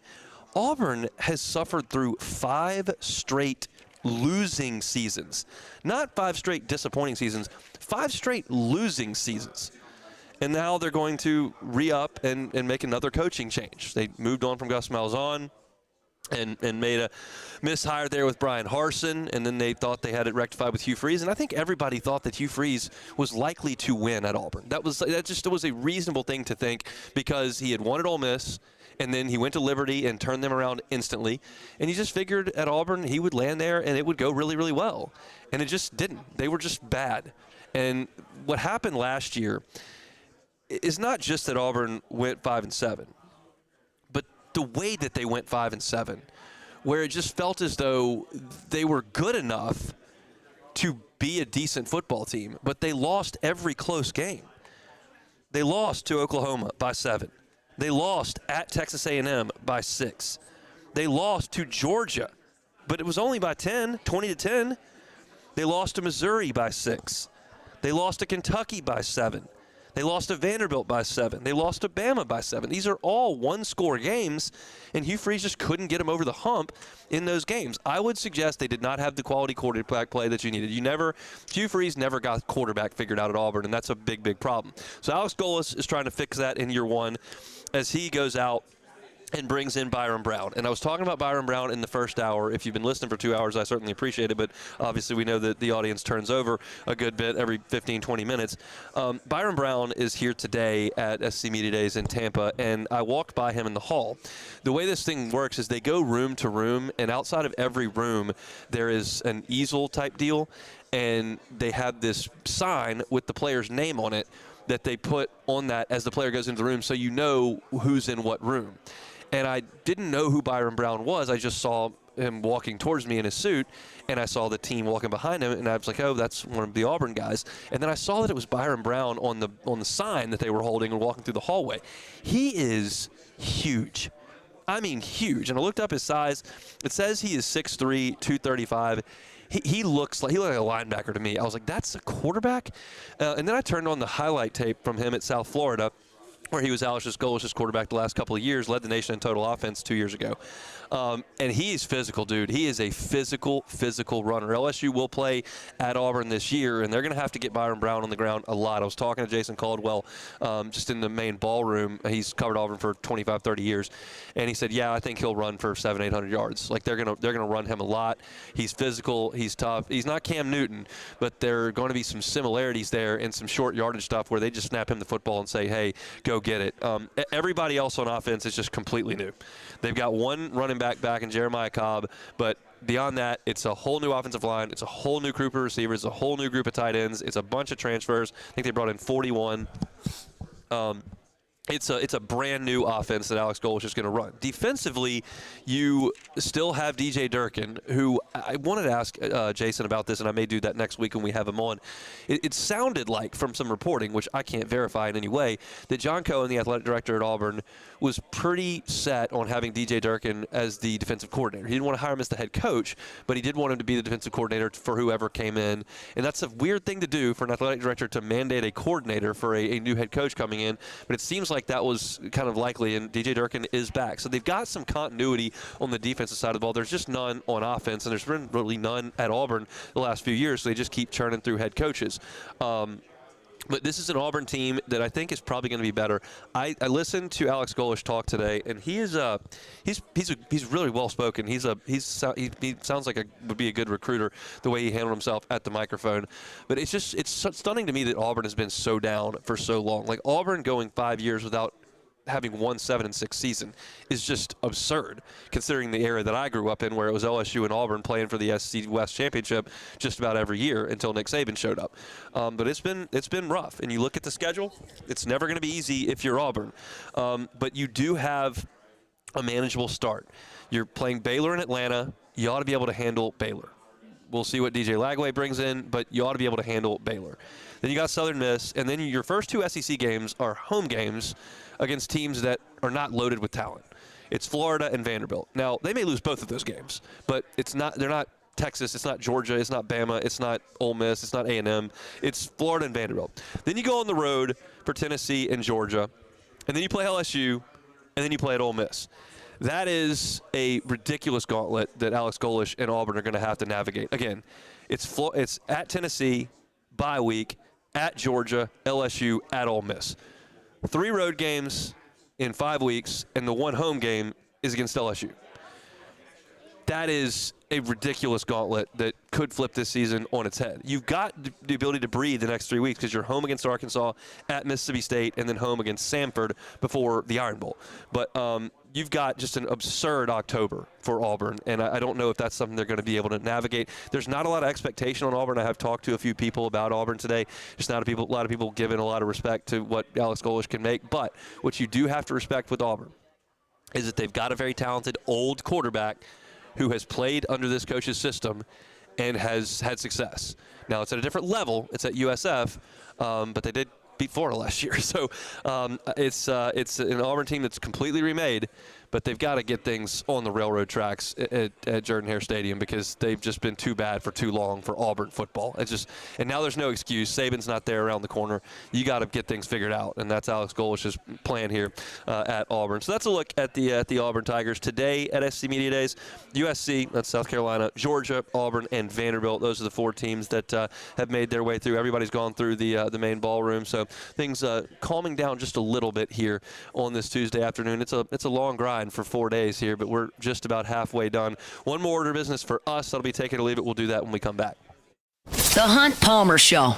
Friends at Auctioner, I want to remind you that it's hot out there. It doesn't take long to figure that out, right?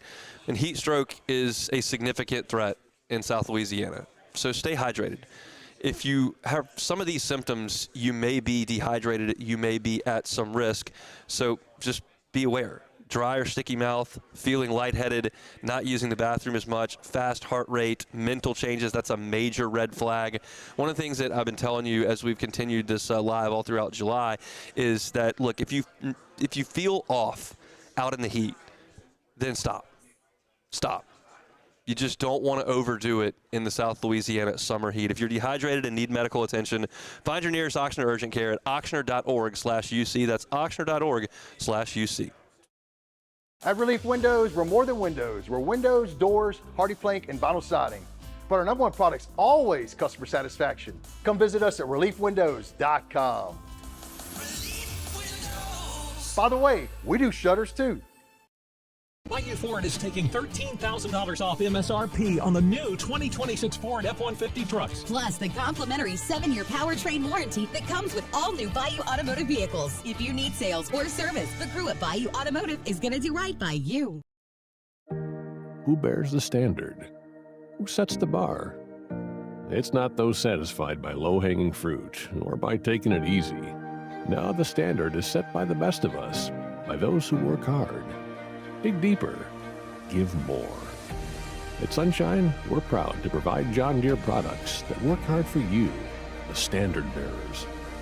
Find the dealer nearest you at sunequip.com. At Auctioner, we know healing is a team sport. That's why we've partnered with world-renowned orthopedic surgeon Dr. James Andrews to create the Auctioner Andrews Orthopedics and Sports Medicine Institute. Whether you're a professional athlete or a weekend warrior, our team of specialists are dedicated to getting you back in the game. So whatever your reasons are for reaching your personal best, we've only got one. You. Auctioner Andrews Institute. Long live you. Hey everybody, Drew Brees here. Over the years, I've learned that the best teams are built on trust, preparation, and doing things the right way. That's one of the reasons I'm excited to announce that the Breeze Dream Foundation and I are partnering with Parish Construction and Roofing. Together, we are committed to helping families prepare for hurricane season. That's why Parish Construction and Roofing, the Breeze Dream Foundation, and WAFB are partnering to provide one capital area family with a brand new fortified roof. Visit WAFB.com/contest to enter the giveaway and view official rules and eligibility requirements. Because stronger homes build stronger communities. We typically think of stress as being bad for us. At Our Lady of the Lake and LSU, we are researching how certain types of stress, such as exercise, can be good for our immune health. By studying people under extreme stress, such as athletes, astronauts, service members, and first responders, we're learning how to improve the immune health of everyone. That's the power of research. That's the impact of champions. Together, we roar. After a decade of working in private duty nursing, I know how hard it can be to find compassionate care for the ones that you love the most. So I started Decision Critical, a premier concierge nursing agency, so we can take care of you wherever you are. Our highly skilled nurses provide exceptional care from the comfort of your own home with personalized packages for short-term, long-term, or even around-the-clock care. Visit us. Live from the 2026 SEC Football Media Days in Tampa. Presented by Parish Construction and Roofing. FMOL Health, Our Lady of the Lake. Relief Windows. And Red Fiber.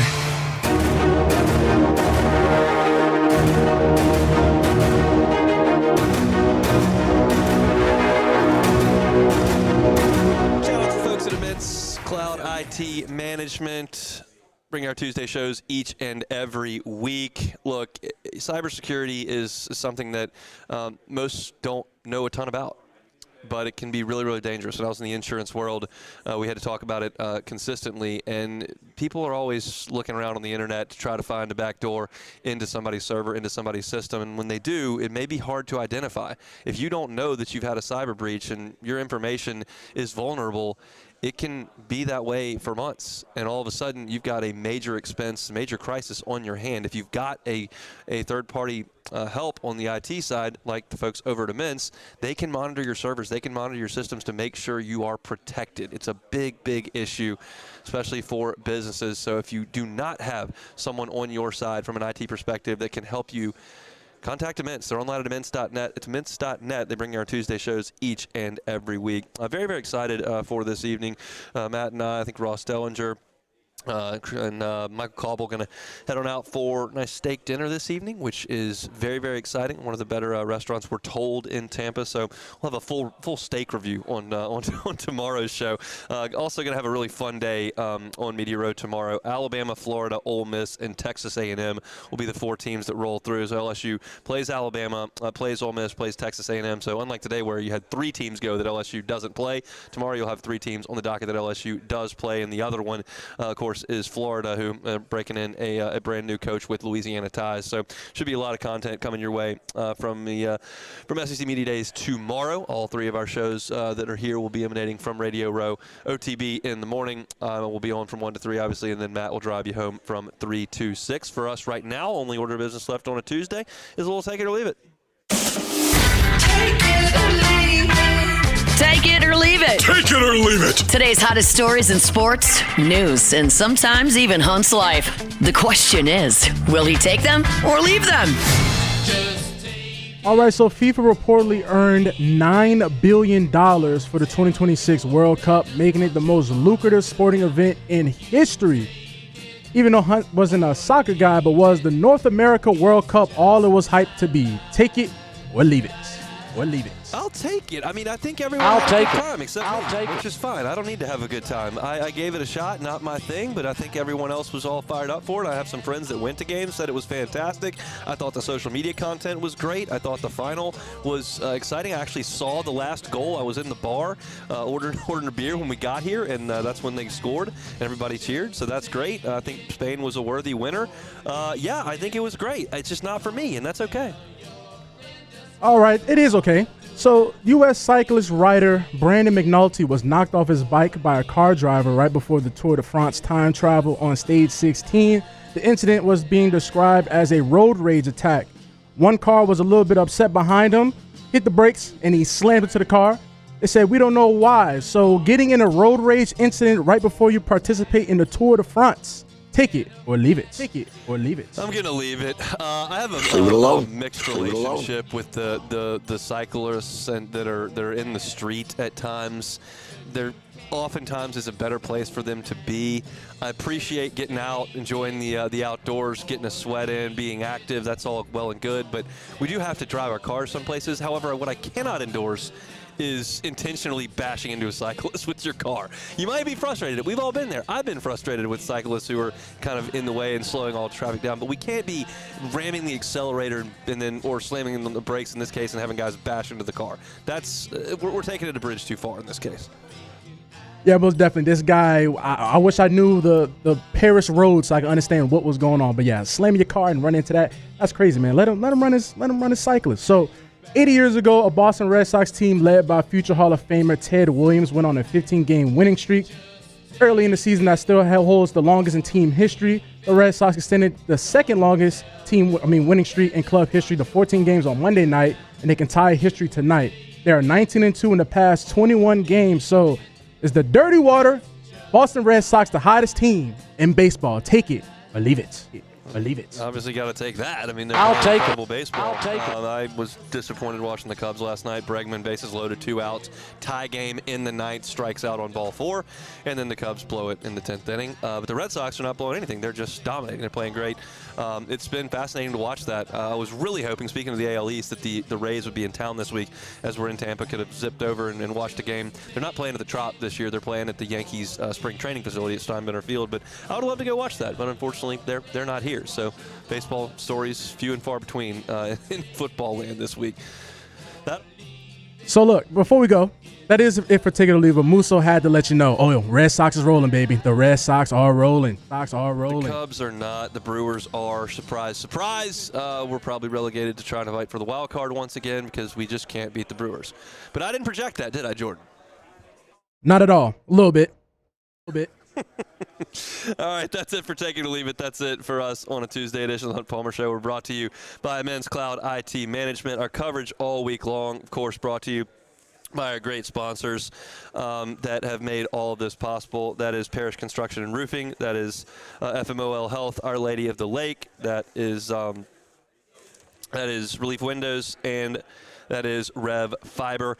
It's been a fun time here on Radio Row. We had a ton to get to today. Bryce Kuhn was here talking Georgia football, talked to Tony Barnhart as well. Mr. College Football's got a book coming out, had some great stories. David Epps, president and CEO of the Chick-fil-A Peach Bowl, was here. Chris Marler jumped aboard as well. Nick Carparelli from Coca-Cola Bowl season was here. If you missed any of it, catch it on demand wherever you find your sound. Hunt on LSU is where our LSU The Hunt Palmer Show. At LouisianaSports.net. That's it for us here on this Tuesday. Brought to you by One Bath and Closets, online at onebathandclosets.com. David Vaughn and his team have been at it for 30 years at One Bath and Closets. If you are looking to freshen up the bathroom, want to do something that's quick and cost-effective but is transformative, you can do that with One Bath and Closets. They do tub-to-shower conversions all the time. If you've got one of those big 90s-style jacuzzi tubs that you don't ever use, that probably doesn't even work anymore, it's taking up a lot of space. Get rid of that bathtub, put in a gorgeous glass walk-in shower. Totally changes the look and the aesthetic of your bathroom. And I talked to David, like, these jobs can be done, generally speaking, in 3 to 5 days. So if you're looking for a fresh look in your bathroom, check them out online at onebathandclosets.com. It's David Duvall at One Bath and Closets. They're online at onebathandclosets.com.